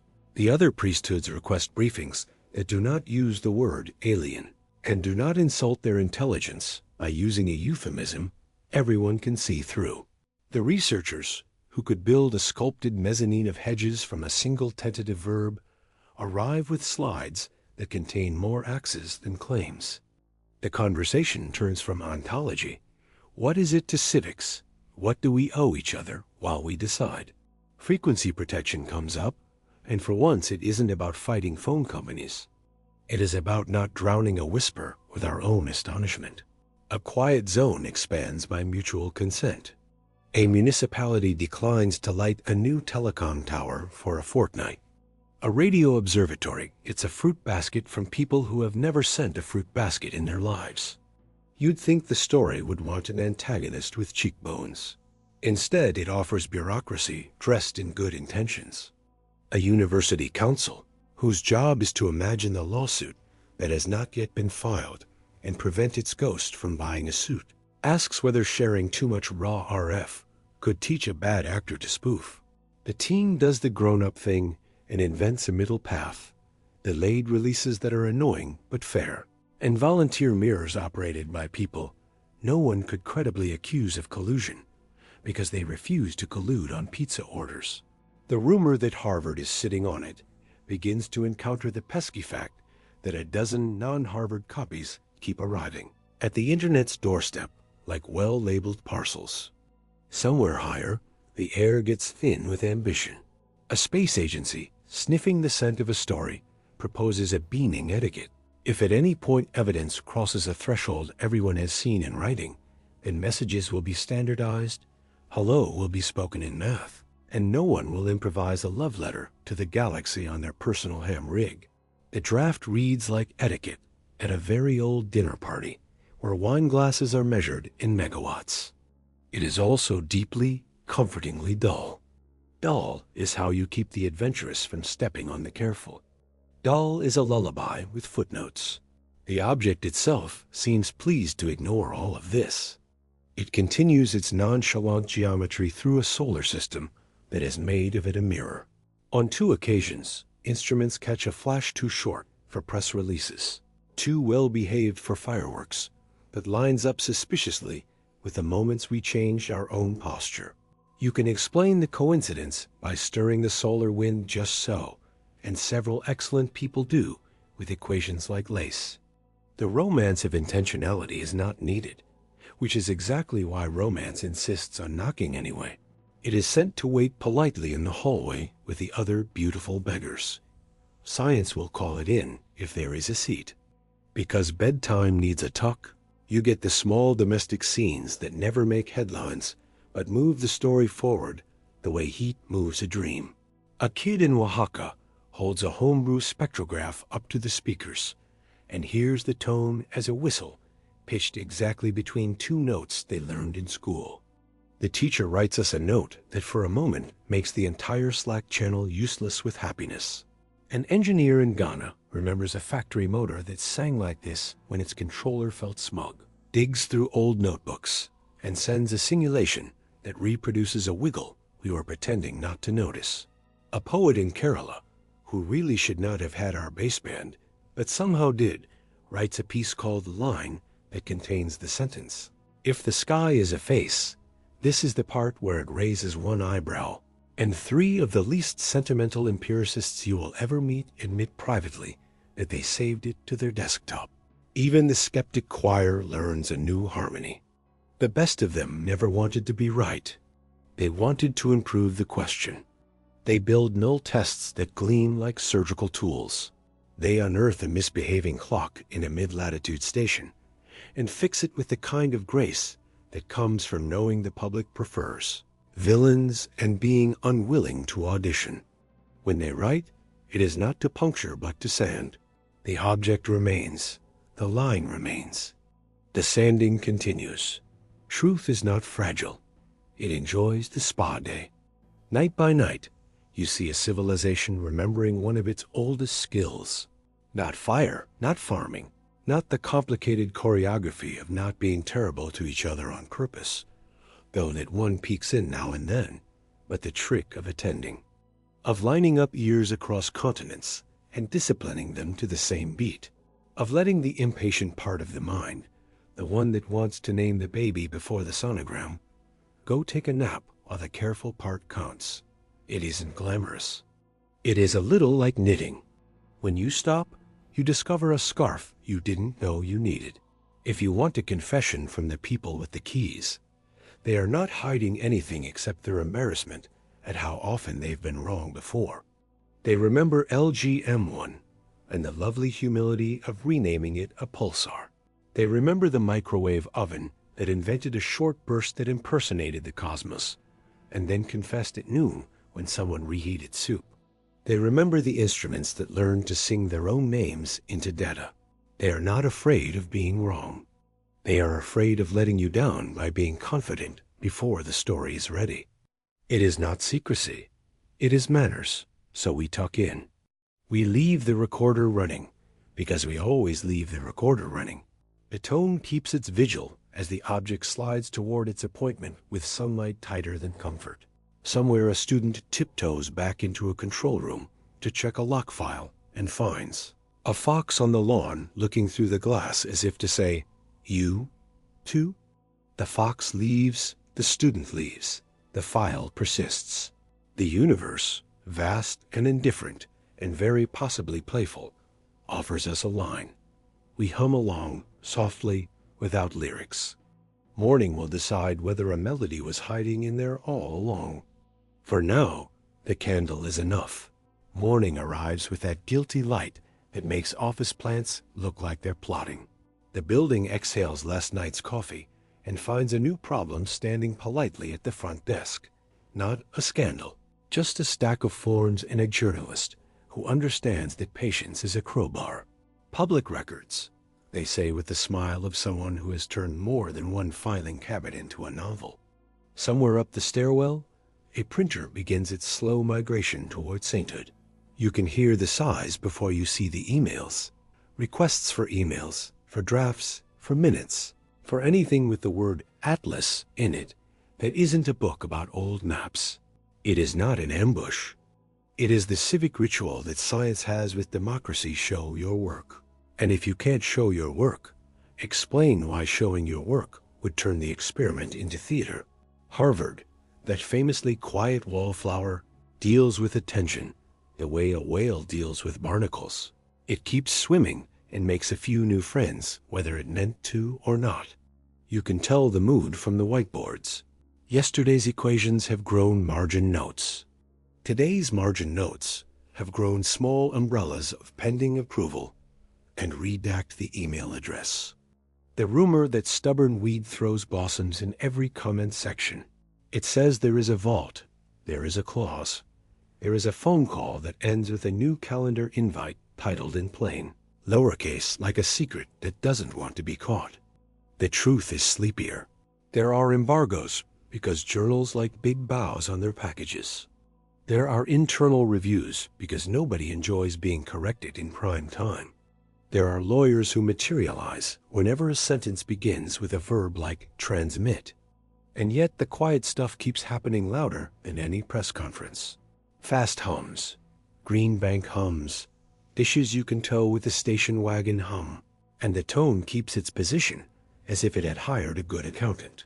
The Allen variance graph that made everyone blush last night looks even tidier after breakfast, and a graduate student who treats time like a pet she can whistle for produces a drift correction that makes the line stand straighter than a chore boy. Across the river, a lab that has never once asked permission to be unimpressed tries very hard to be unimpressed and fails in a way that sounds a lot like enthusiasm translated into caution. The hiding headline, bless its teeth, does the usual laps around the block. It knocks on doors that open onto grant numbers and institutional review boards, and the reassuringly dull machinery that keeps adults from doing impulsive things with megawatts. The better story is not that anyone is hiding. It's that everyone is editing. Editing is not secrecy. It's kindness to your future self. Editing says, if we are going to tell the sky's story, we should spell the names right and not italicize physics that refuses italics. Editing sends the raw baseband out with commentary that makes it less likely for a microwave oven to win a second time. The tone behaves like a cat, loyal to no one and reassured by routine. It tolerates our gaze, then stretches, then slides a half step to the side that exactly matches the motion of a thing that is far away and knows precisely how far. When the cone reappears, it's faint, like a grin you're not sure you saw. The skepticism machine spins up again, purring through its inventory. Satellite interference, intermodulation ghosts, and especially snobbish troposphere. A fan belt that whistles in binary. Each gets its turn under the lamp. Each leaves with a receipt that says thank you for your service. The line keeps time. In a conference room whose thermostat believes in the ice ages, a colloquium begins that is not really about the object, and not really about Harvard and very much about manners in the presence of surprise. The first slide is a map of the hydrogen line, not a map, a mood board. Faint lines, famous numbers, the kind of elegance that only happens when the universe decides to be obvious. The second slide is a table of clocks, because no conversation survives without an appeal to time. The third slide is a photograph of a microwave taped shut in a break room that has two signs on the door. One that says, "Do not use," and one that says, "Seriously, we mean it this time." Even jurists laugh. It is hard to hide anything when your cautionary tailies are appliances with a fan base. People ask better questions than the headline suggests. What is the slowest way to be certain? What is the fastest way to be wrong? Where does caution become discourtesy? If this is natural, what kind of natural would like us to see this much order? If it isn't, what kind of art is this, and who is the audience besides us? Someone brings up Medi, as if invoking an ancestor, and the room performs that shrug that means everybody has a position, and nobody wants to produce it, like a rabbit from a hat. The agreement, such as it is to keep listening hard enough that the choice to speak will arrive as a relief, not an impulse. Out in the stairwell, a rumor meets a printout and loses. The rumor says there's a special server, somewhere in a windowless space, full of redacted joy. The printout shows a git commit log with notes like, "Fix typo in Hanning window," and "Who pushed this at 3A?" It's not that romance dies. It's that romance finds better protagonists. The hero is a calibration routine that won't let anyone round a number that doesn't want to be rounded. The sidekick is a kid's dish on a balcony in Kuhn, catching the drift with an antenna made from parts that used to be a clothes rack. They post a spectrogram that is as beautiful as any nebula because it is proof that attention scales. Journalists keep their vigil too. The good ones have learned that the story is rarely in the adjective. They ask for interviews in which nobody is allowed to speculate if the speculation would fit on a t-shirt. They ask to see the lab. They find it charmingly uncharismatic. Cables labeled with handwriting, a fern that is alive against departmental precedent, sticky notes that say, "Who touched this?" and then apologize to the touched. They film a shot of a hallway, and the hallway, being a hallway, offers only the sound of two physicists trying to agree on whether a comma belongs in a sentence about noise. Nobody hides. Everyone hedges. The piece airs, and the grandmother in Phoenix falls asleep to the phrase systematics campaign and dreams of folding laundry very neatly. Meanwhile, the object keeps auditioning for a role it refuses to define. Thermal behavior that ought to curve politely decides to plateau again, like a patient refusing to be discharged because the food is interesting. A jet lifts from shadowed real estate and refuses to be explained with a single slope. Radar, stingy god of evidence, gives a return clean enough to make metaphor feel vulgar. And still, we do not say the word that would make the room hotter. A materials scientist visits and points at the echo like an art critic at a brushstroke. That's flat, they say, in the conversational tone of someone noting rain on a window. An astronomer nods and says, or it is a coincidence with manners. The silly part of the internet wants villains. The serious part wants plots. The honest part wants bedtime. We keep aiming for bedtime. The version of the story that respects the pillow is that knowledge takes the time it takes, and the world will not end if we admit, for a few more midnights, that we do not know which shelf to put this on.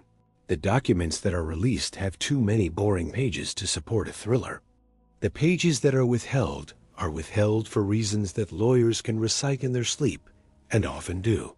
A student tweets a photo of their notebook with a doodle of a little comet in a mortarboard, because honestly, it's graduating them faster than any class.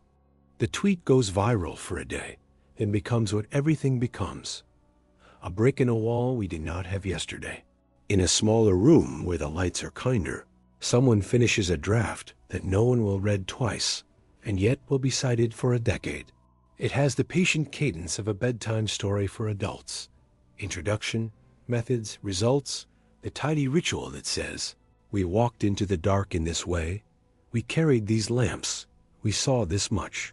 Here is where our feet slipped. It leaves out the late-night pizza and the fox and the microwave with two signs, but it carries their ghosts in footnotes shaped like acknowledgments. It does not declare. It invites. It offers everything short of the word everyone wants and gives instead the thing everyone needs. Enough. By dusk, the building has remembered how to look ordinary. A janitor waves a cart in a slow, peaceable waltz. The journalist finds a different door to knock on. The rumor takes a nap. The tone, faithful as a metronome with a sly sense of humor, keeps its private appointment with the spectrum, somewhere beyond the reach of our most extravagant instruments. A thing that is either ice and dust with astonishing manners, or a machine with astonishing modesty sails on, ignoring us in the way that only the most attentive partners can manage. We will catch what we can, we will miss what we must, and we will sleep knowing that the sky is not ours to own, only ours to witness with as much grace as we can muster. Tomorrow will bring a fresh pile of forms and a fresh tranche of photons. Tonight we have the line, the hum, the patient arithmetic of not knowing yet enough, more than enough for sleep. Midday wears a lab coat and pretends to be decisive, but everyone knows the real decisions are made by people who stare too long at plots until they start seeing constellations in the noise. Somewhere between lunch and a sunset that will arrive on schedule without checking our citations. A copy of the baseband makes the slow pilgrimage from server to server like a sacred text photocopied at a corner shop. The file is perfectly ordinary if you don't speak its language. It looks like a long, well-behaved river of numbers. But to the few who have trained their ears to hear currents inside currents, it hums with a patience that doesn't belong to machines. The romance ends where the checksum begins. Every byte verified, every header squared away. The saintly monotony of good data hygiene takes the shine off secrets and replaces it with something more durable. Trust you can nap on. The myth says Cambridge keeps the shiny things in a locked drawer, but the day's real drama is a diffuser bulb that refuses to be unscrewed and a rogue air vent that plays the hydrogen line. slightly sharp when the HVAC gets sentimental. In the spectrometer room, someone reads coordinates aloud the way a sommelier reads vintages. A colleague responds with time stamps in the tone of a metronome, correcting a drummer. Not a conspiracy in sight, unless you count the blank, conspiratorial collusion of coffee mugs that have learned to gather near the warmest equipment. Even the janitor, conscripted as witness to several hallway debates about Doppler drift, has started saying sidereal correctly, which is more than we can claim for most of the internet. Meanwhile, the sky refuses to be parochial. Observatories scattered across latitudes pass the baton the way insomniacs pass book recommendations kindly, with undertones of relief. Greenbank turns its ear. Sardinia takes the next verse. Meerkat leans in with the velvet of the southern night, wrapped around it like a stage curtain. When a tiny notch appears where a notch should be, 3 time zones murmur the same small word at once, the one that means again, without promising always. If you want theater, look at the coordination spreadsheet, a mosaic of colors that would make a peacock humble. If you want comfort, watch a student at 2 in the morning realize that their pipeline agreed with a rival's code across an ocean. That tiny gasp you hear is the opposite of drama. It's the sound of the world getting sturdier. The headline that scolded everyone for being coy has discovered overnight the narcotic beauty of nuance. Public radio, generous parent of many reasonable midnights, invites 2 voices to take turns being careful. One says that narrowband tones near famous frequencies are not rare, only dangerous to misinterpret. The other says that coincidence behaves like a cat independent, inscrutable, and often sitting exactly where you need to put your notebook. The host keeps time with a pen against the desk out of frame. Listeners do what listeners do best. They clean kitchens, they fold shirts, they stare out of windows whose darkness has the weight of an audience. A family dog sighs. Somewhere, thousands of somewheres, the phrase signal of interest sedates an entire block. The file requests do not stop, bless them. They are exercise for the democratic heart, but their tone softens as attachments arrive. Calibration logs, antenna temperatures, the grudging autobiography of a cable that added a whisper of its own and was sent to early retirement with a slice of cake. You can almost feel the rumor lose calories as its sugar burns off. The notes show exactly the sort of dull heroism that never makes a poster. 27 repeats of the same drift compensation across 9 nights. The humbling discovery that the lab microwave, already taped shut, had learned to resent tape. The apology email to facilities that reads like a haiku written by a voltmeter. Nothing in those PDFs wears a trench coat. Everything wears a badge that says, boring is beautiful. No one says the exciting word. People say proximate words and then apologize to them. A junior researcher proposes a parlor trick. Invert the hypothesis and see if the noise still obliges. They put the tone where the tone isn't, mock up a velocity profile no object could keep without admitting to artistry, swirl in a little troposphere for authenticity, and then they push the whole souffle through the pipeline. It collapses neatly, as staged accidents should. Afterwards, the room doesn't cheer, it relaxes. Any house that stands after you pull at a few nails you weren't supposed to touch earns the right to keep its name. There is inevitably a memo about manners. Not the interstellar kind, the meeting kind. Do not post screenshots without context. Do not retweet spectrograms you haven't dated properly. Do not call colleagues cowards because they refuse to put wings on a horse that walks just fine.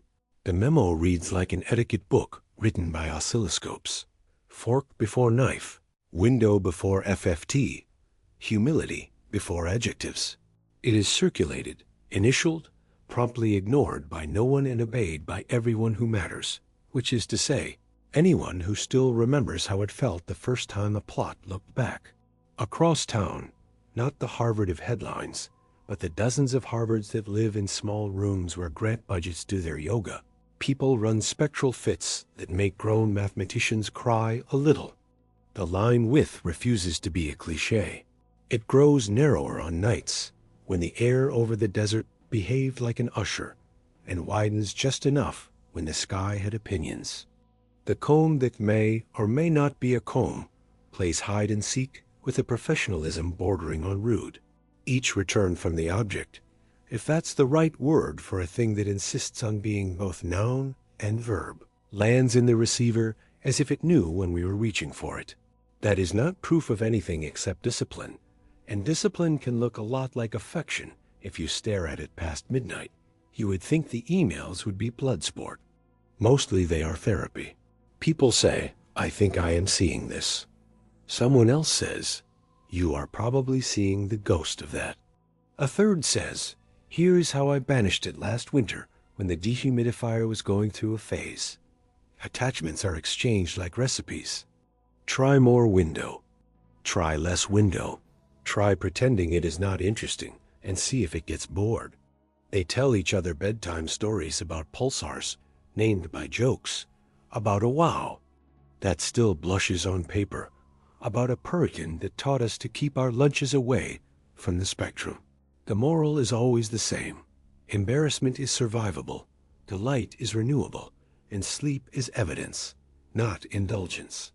Then, because days cannot resist a plot twist, a small optical flash aligns with a whisper in the radio, like two strangers reaching for the same subway pole. It lasts no longer than the pause between a question and a good answer. Cameras catch the flick. Receivers catch the blink you cannot hear. The spreadsheet gains a new column named something that means, "Don't make me regret this." And the room, which had been practicing its breath for a week, forgets to exhale for 1 human second. Afterwards, the flash is demoted from miracle to event, which is the appropriate direction for demotions. A telescope somewhere that smells faintly of basalt and ambition will be pointed that way tomorrow with a filter that was never designed to be this romantic. What about the charge? The whispered suggestion that the famous folks in the brick buildings prefer the theater of secrecy to the clarity of daylight. Reader, look at the minutes. They're not fun, which is exactly why they matter. There is talk of embargoes because journals are theaters with velvet ropes and a stubborn stage manager. There is talk of data because data refuses to be rushed unless it is trying to get somewhere, and then, frankly, good luck. There is talk of safety because Medi is the dinner guest everyone invites and hopes will decline. No one twirls a mustache. At most, someone twirls a pen and then puts a line through their own sentence because it sounded too much like certainty. The supposed quiet is just the sound of people typing slowly enough to take responsibility. Beyond the polite war of adjectives, the object does something pure. It continues. The thermal plateau that ought to curl downward holds its note like a choir that has decided to make the balcony cry. A radar echo arranges itself with a neatness that even natural things can manage when physics and geometry fall briefly, blissfully in love. A spectroscopist points to an absorption that would like to be ash or ice, or a clever partnership of both. And a materials scientist says, in the voice of someone measuring fabric for a suit, that if you wanted to make a surface behave like that, you'd choose a path either very patient or very proud. The room accepts both as compliments to nature and to craft and moves on, because movement is the only reliable antidote to obsession. Night returns, and with it the orchestra of again. A balcony in Poon logs a trace that fits like a puzzle piece carved by a stranger. A farm in Minnesota contributes a whisper coaxed out of a surplus dish that used to watch weather and now watches fate. A hilltop in Madeira contributes a small defiance of wind and cloud. Its operator wears a sweater with elbow patches the way sailors wear tattoos. The glamour of big dishes is real, but the lullaby belongs to the chorus. The many small ears that forgive the universe for being stingy by learning how to be patient. If there is anything being hidden, it is only the fullness of gratitude that scientists try not to show in public because it looks too much like faith. Sometime after the last espresso learns its lesson, And before the first bird tells the antenna that dawn is coming, a draft becomes a manuscript. It is not a revelation. It is a careful walk through a dark room, narrated for anyone who wants to follow without stubbing toes. It says what everyone has agreed to say, and declines what everyone has agreed to decline. It names instruments like old friends, without implying that friendship is endorsement. It thanks facilities with a sincerity that will make a custodian somewhere smile into a night shift sandwich. It ends on a sentence so modest you could hang a coat on it. The words do not glow. They don't need to. They will carry their glow inside the patience of readers, who know that bedtime stories end not with clarion calls, but with promises to check again in the morning. Morning will honor the promise. New forms to fill. New pointing schedules to improvise around weather and weddings, and a truck that insists on delivering pallets. During the crucial window, the journalist returns with a quieter smile and a better question. The rumor returns with fewer adjectives, and, for the first time, an interest in error bars. In a corner of a lab that has become accidentally famous, a plant that has learned to live on fluorescent sun lifts a leaf like a toast to the databases. The tone that ordinary extraordinary tone shows up on time at the same seat, like a commuter who enjoys the route too much to change trains. If it is a comet, it is a polite one. If it is a machine, it is a humble one. If it is neither, it is the best kind of teacher, the kind that does not perform, the kind that waits for you to see. No one is hiding that. They are hiding how much they want it to be true, because wanting is not a method. Looking is.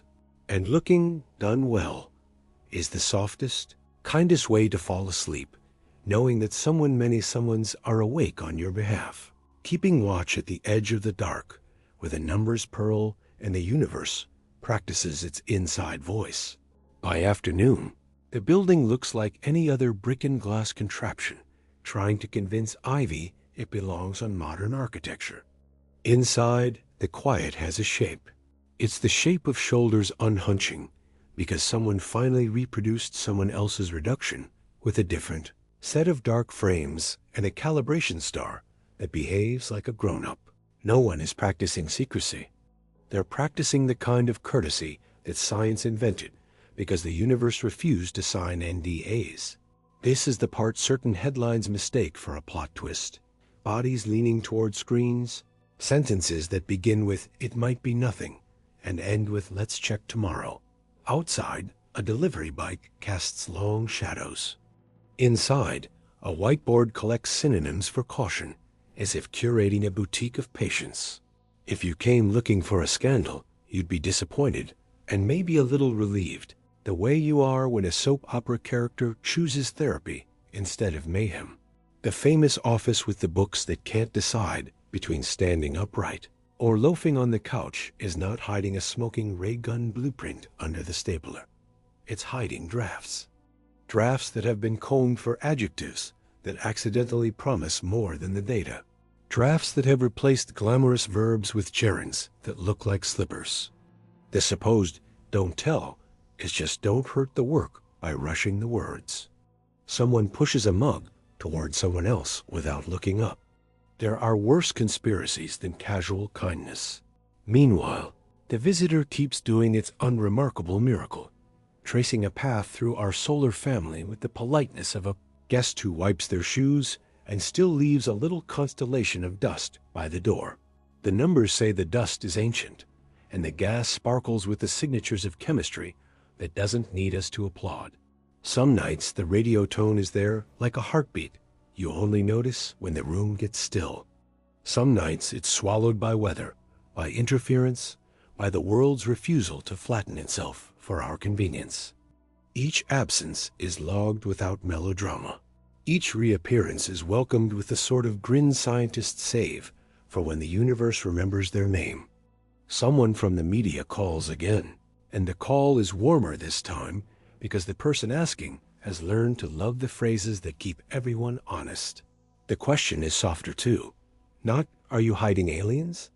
but "How do you carry wanting and not knowing in the same armful without dropping the plates?" The answer is a small story about a graduate student who taught themselves to sleep in 90-minute slices between observing windows and learned that the night does not owe you fireworks just because you stayed up for it. It's like bird watching, they say. You learn to love the wind when the birds don't show. The host laughs the way people laugh when they realize awe can be domestic. There is a rumor that a room full of harried geniuses tried to send the ping back, sly as a note passed in class. The rumor travels faster than light because it doesn't have to obey physics. The truth is slower and therefore kinder. A working group met with the bureaucratic elegance of a dance choreographed by lawyers. They talked about ethics the way climbers talk about weather. The phrases kept their raincoats on: risk, precedent, governance. If you were on the call, you would have noticed how careful people are when the conversation begins to hover over the line between curiosity and contact. They decided to keep their hands in their pockets for now, not because they're timid, but because good neighbors don't knock on every door at midnight just to test if the bell works. At twilight, a small procession of laptops returns from the observatory stack with the dazed, satisfied silence of hikers who have seen something worth their blisters. The evidence is dull if you don't know the habits of noise. It's a thin curve that refuses to tilt where it ought to, a temperature number that takes the scenic route back to equilibrium, a speck that glints at exactly the wrong moment, and then, unhelpfully, again. Dull is what you want. Dull is where the marvelous hides, because it knows the dramatic will draw too many tourists. A postdoc sets the curve next to its cousins from last week and sighs a little sigh that sounds like a pillow agreeing with your head. The allegation that an institution prefers mystery to daylight suffers the same flaw as all good ghost stories. The living keep walking in and turning on lights. Every time someone forwards a data archive to someone else, a mystery loses a tooth. Every time a student in a city you've never visited reproduces a spectrogram with freeware and audacity, another tooth clinks into the glass. What remains are the gums of uncertainty, which are not sinister so much as human. The gums say we don't bite down until we're sure the meal is solid. They say patience is not a smokescreen. It's the difference between a bedtime story and a panic attack. In the cafeteria that likes to pretend it's a cafe, a conversation about surface emissivity drifts into a conversation about manners. If the visitor is a machine, what is the polite way to be watched? If it is a comet, what is the respectful way to let it evaporate without asking it to be anything else? These questions hang in the air like steam, then condense into small agreements about transparency that sound mundane until you realize democracy is a collection of mundanities, courageously repeated. Yes to releasing raw data after reasonable cleaning. Yes to writing methods sections that read like recipes. Yes to sharing null results with the tenderness they deserve. No to turning people into villains because they remember the bruises of previous enthusiasms. Night arrives with its great elastic hush. On a roof that knows too much about wind chill, a team in knit hats performs that well-practiced ballet of cables and caps and brightly colored tape. There's a moment when the sky looks indifferent, and then there's a narrower moment when indifference turns out to be mercy disguised as uniformity. The receiver settles. The logs begin to stack. Somewhere on the other side of midnight, the numbers show a slight self-control in the thermal story that wasn't there before. It is not spectacular. It is the faint suggestion that the object knows how to handle sunlight more gracefully than ice usually does. If it's natural, it's a new kind of patience. If it's engineered, it's a new kind of humility. The group decides not to decide. They decide to keep watching.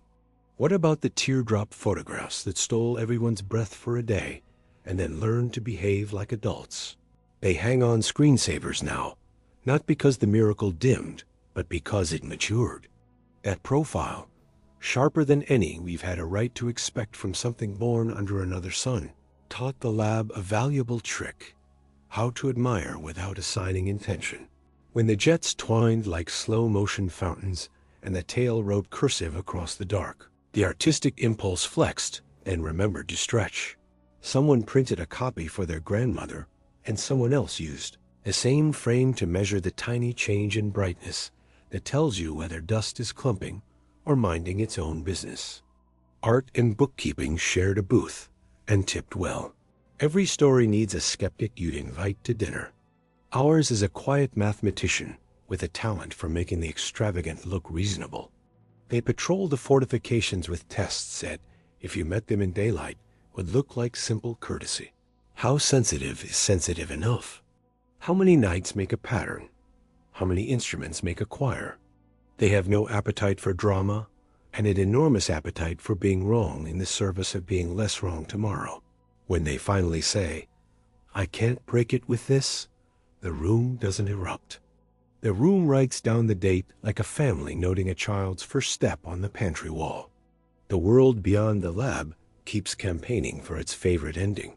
Investment letters flutter with the exuberance of people who smell a new frontier, even when the sign clearly says, "Trail under repair." Philosophers find metaphors they can nibble at without damaging their teeth. Clergy of many persuasions call and confess that they've always had room in the liturgy for neighbors. A DJ slips the tone into an ambient track at 2 in the morning, and commuters who fall asleep on trains wake up feeling strangely comforted without knowing why. We are not built for certainty at cosmic scales. We are built for companionship, which is what careful attention feels like when it's done without vanity. By dawn, the rumor about hiding has shed enough weight to climb a staircase without wheezing. What's left is a question with better posture. What do we owe each other when our curiosities point in the same direction, but our caution clocks tick at different speeds? The lab answers by publishing a preprint that is almost aggressively boring. It inventories the dull miracles. How a piece of cable embarrassed everyone for 3 days and was forgiven. How the clock corrections were audited by a person who loves clocks more than victory. How the pipeline's habit of eating its vegetables prevented it from indulging in speculative dessert. It does not accuse. It does not seduce. It invites. During lunch, a short seminar pretends to be a casual chat and succeeds for about 6 minutes. Questions arrive in pairs, the way birds do when the feeder gets refilled. Someone asks about the comb again and gets a bedtime answer. Not yet. Maybe never. And here's why never is a friend that protects maybe from heartbreak. Someone else asks if anyone still believes the machine story with their full chest. The speaker smiles the way you smile when a child asks a good question about thunder. Belief is not on the schedule, they say. Belief is what you do with your friends. With the universe, you practice noticing. Evening returns with its curtain call for patience. The object grows smaller by the arithmetic of distance and larger by the poetry of implication. There's a new attempt at simultaneous radio and optical again, timed like the metronome of two far-apart hearts, learning one another's habits. If there's choreography out there, it is subtle enough to pass as etiquette. If there's only physics, it is graceful enough to pass as gratitude. The team closes the night by doing what looks like nothing to outsiders and feels like everything to the people whose names will appear in 10-point font on page 7. They label the files so next week's version of themselves will feel loved. No one is building a fortress around a revelation.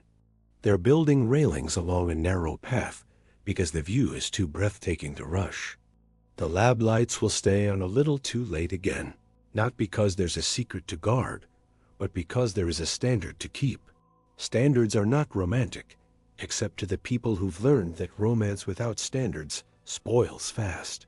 If we are lucky, this visitor will leave us with a new kind of modesty, the kind that lets you tell your children later that you watched the sky and did not claim more than you could carry. Maybe it's a comet. Maybe it's clever. Maybe it's both in a way we haven't yet invented a tense for.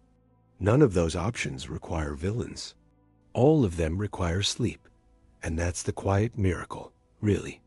The story everyone wanted to turn into a courtroom drama turned out to be a diary. We wrote down what happened. We forgave ourselves for not being faster than light. We called our friends when the tone came back and sent them cookies when it didn't. We learned, once again, that the sure sign you're in the presence of something worthy is that you start whispering without knowing why. Tomorrow the phones will ring again, this time with better questions. Tomorrow the object will be a fraction smaller, the mystery a fraction kinder, the math a fraction more domesticated. Tomorrow the campus will fall asleep and the lights will stay on, not to hide anything, but to keep watch the way people keep watch over newborns and old stories. If you need an ending for tonight, try this one on. Nothing dramatic happened, and that was the most dramatic thing of all. We looked closer, calmly. We kept looking. We slept. Morning has a way of ironing last night's rumors into shirts you can wear without embarrassment. The corridors trade their owl call quiet for the slide slap of sneakers and the soft percussion of takeaway cups tapping elbows. Someone has drawn a little comet on the whiteboard and given it a smile it hasn't earned, then circled it with the sort of numbers that would make a poet take up statistics. In the corner, a printout curls like a leaf and lists timestamps that look like Morse if you squint. But of course, they're just the patient chimney of a log file, puffing minute after minute into the cold. If you came hoping that sunrise would shake a confession loose from the ceiling tiles, you'll leave with something mundaner and better. The steady, unbeautiful rhythm of people who are allergic to melodrama, and therefore excellent at learning the truth. By lunch, the phone has learned to recognize the difference between a reporter who wants fireworks and a reporter who wants to see the fuse from 3 angles. The questions grow kinder, maybe because the answers have been gentle all along, and repetition sculpts impatience into curiosity. Are Harvard scientists hiding what 3I Atlas really is? Lands on the table like a penny someone forgot to spend. It gets picked up and rubbed and held to the light. We don't have a word for hiding that also means letting the pot simmer so the soup tastes like something besides impatience. But we do have customs. Post the preprint when the methods paragraph can survive a grumpy reader. Open the data when the timestamps won't trick the hobbyists into chasing the ghost of a power cycle hiccup. Answer emails even when they arrive at 3A. With subject lines that sound like a dare. This is not theater. It's craft. And craft, like sleep, happens best when nobody yanks the covers. Out in the city, a teenager with a cheap software-defined radio is building the kind of Friday night most adults forget to miss. They set the frequency near where the hydrogen whisper lives. Jot a note about Doppler that would make an old ham radio operator nod, and discover that the universe has the same habit as their cat. Sometimes it arrives when it feels like it, and the waiting is half the companionship. A grandmother sends a text that reads, "I saw the picture. It looks like a tear but happy." And a graduate student, who has learned that joy can be scientifically correct, replies with a heart and a link to a blog that explains dust-to-gas ratios with metaphors about flour and steam. If there's a conspiracy, it's the conspiracy of translation. 1,000 people teaching 1,000 other people why a small bump on a line can be more romantic than a trumpet blast. Inside, a meeting has the pleasant menace of a jazz rehearsal. Someone starts with the chart. Someone else syncopates with, "Assume we're wrong. Where would the crack show first?" A third person, who doesn't care about being right so much as being useful, volunteers to be the crack. The slides are ugly on purpose. Pretty slides lie too easily, and the room still remembers great grand stories about times when the slide was perfect and the assumption was not. There's a 2-minute detour into whether the 0 point wants to drift when a certain lamp ages. And the detour is not an interruption. The detour is the point. Outside the window, a hawk draws a neat arc over the library, and everyone misses it, which feels appropriate. Wonder is abundant. Discipline is scarce. Today they trade a little of one to fatten the other. Our guest in the sky is already smaller by the impolite arithmetic of distance. If you've ever watched a ship slip over the curve of the sea and felt that human ache that pretends to be about the ship but is really about time, you know the sensation. The tail has thinned to a punctuation mark. The coma does that shy person thing of pulling their hood up when the sun gets close. The light curve, which used to dance like a polite extrovert at a wedding, now keeps its hands in its pockets and says it would prefer a bench. Nobody mistakes modesty for absence. A faint modulation appears on a night when the wind keeps forgetting its manners. It could be the object adjusting to warmth, the way a well-made coat does. It could be the telescope remembering that it, too, is alive. It could be both. It could be neither. They log it, they yawn, they promise it a fair trial in the morning. Harvard is 1,000 things, and simultaneously, nothing special at all. A place where calendars pretend to be plans, and plans pretend to be futures. If you peel back the mythology like wallpaper, you find drywall, and behind the drywall, you find studs, and nailed to those studs, you find rituals that look suspiciously like accountability. 2 labs swap raw frames without adjectives. A committee that sounds like a sleeping pill in acronym form reads a page about public risk and changes a verb from may to must, because verbs are where adults live. The famous skeptic, the one whose name gets invoked as if it were a talisman that wards. Off-narrative sends a 3-sentence note that says, essentially, keep going. And in this building, a 3-sentence note like that is the equivalent of a parade. Hiding? If anything, the project is too lit, like a hallway where the motion sensors never let darkness get comfortable. Meanwhile, the dome in the desert remembers to blink. The Atlas camera takes its medicine at the usual intervals, bites into the sky and chews. The Chilean morning strings pearls of frost along a railing, and a technician who can repair anything with tape, patience, and a swear whispers a cheerful insult at a stubborn clamp. The data stride into the feed with the swagger of numbers that know they have cousins waiting on 6 continents. Across the world, someone's daybreak is someone else's midnight and someone else's lunch. You can feel the Earth itself doing that coordination trick, handing a baton around a relay none of us trained for and all of us somehow know. If there is a secret, it's that the planet, for once, is perfectly on our side. The rumor that the object is more than ice breathes, because rumor is aerobic. It likes the burn. It prefers stairs. Give it a landing, and it will leap to the next one on its own. The lab's response is both more boring and more radical than any slick denial could be. Assume both stories for a day. Lay the hypothesis that it's a machine beside the hypothesis that it's a comet, and ask them to share a desk. What measurements would make either one blush? Which would make them nod? You find quickly that the work you do to love an artifact is indistinguishable from the work you do to respect a rock. You measure thermal inertia without asking it to confess its childhood. You test for specular reflection without accusing anyone of gloss. You point a receiver at hydrogen's favorite lullaby frequency, because that's where polite civilizations would wave if they wanted your attention, and also because that's where beautiful coincidences go when they want to be caught in the act. Out beyond the shushing insulation and the blue LEDs, regular life refuses to wait for cosmology to resolve its plot. Rent is due, a bus is late, a dentist reminds you that enamel does not care about exobiology.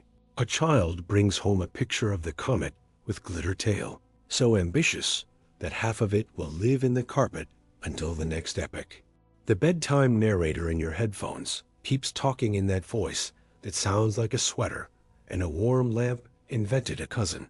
And you feel your own skepticism relax, not because the story has earned it, but because your nervous system has. The voice murmurs that careful people are not killjoys.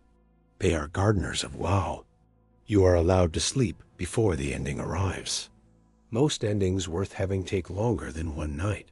In the late afternoon, the inbox coughs up the inevitable message from the old friend whose hobby is suspicion. They have seen a screenshot, a cropped note, a tilted graph. They have highlights in yellow, and a confidence that glows like a nightlight. You write back with the tone that knows you're talking to fear, dressed as enthusiasm. You invite them to a seminar that anyone can join. You paste a link where the raw files snore behind a small fence with a gate so easy to unlatch it hardly counts as offense. You say, if there's something we've missed, help us find it. And you mean it, because nothing is more delicious than being wrong, and then becoming less wrong together. They do not reply right away, which is fine. People come around like comets do. Their period is their own. Toward evening, the teen practices not pushing the river. There's an urge, always, to poke the sky into doing tricks. You can feel it in your thumbs, that itch to transmit, to ping, to tap a microphone and say, "Hello? Is this thing on?" Instead, they rehearse contingency plans the way musicians practice scales. If we ever send, who writes the subject line? Who keeps the log? Who remembers to breathe? They sit with the notion that silence can be a reply, and that absence of modulation is not the same as absence of meaning. They relearn the old SETI prayer, which has the rhythm of a mantra and the wisdom of a grandmother. First, do no hysteria. Night resets the scene with that crisp click you hear when a flashlight finds the right notch. Two students, who have built a friendship out of shared snacks and shared code, argue happily about whether the phase angle wants to play tricks in this geometry. A senior scientist who is never not cold drapes a blanket across their lap and reads the latest preprint from across the ocean where someone else's comet behaved. Almost, but not quite like ours 40 years ago. The heater kicks, the kettle sighs, the hard drive hum deepens by a note as the next batch lands. It feels like a train station at midnight in the nicest possible way. Bags arranged, tickets double-checked, everyone ruthless about being kind. Before you sleep, the narrator promises not a revelation, but a promise about promises. No one here will tell you what to dream. No one here will sell you certainty dressed as courage. If a press conference ever happens, it will be because the evidence hired a brass band and marched through the lobby, not because a camera begged for a date. Until then, the attention paid to this harmless rumor and this possibly marvelous rock will be the sort of attention you give to anything you might love someday. Patient, amused, occasionally stern with yourself, generous with others. That's not hiding. That's how grown-ups keep wonder from curdling. So close your eyes and picture the desert, the way the dome's last slit of night closes like a yawn you didn't mean to suppress. Picture the hallway in Cambridge, shined by someone who left at 4, so we could march in at 9 and pretend the floor takes care of itself. Picture the line on the graph that will be a paragraph tomorrow and a footnote next year and a chapter in some stranger's career a decade from now. Picture the rumor putting on its pajamas and deciding to be a better rumor in the morning, one that asks, "Show me," instead of "Prove me wrong," because it has learned that the first question keeps you company and the second one keeps you cornered. If you wake in the night and reach for your phone, there will be nothing dramatic waiting.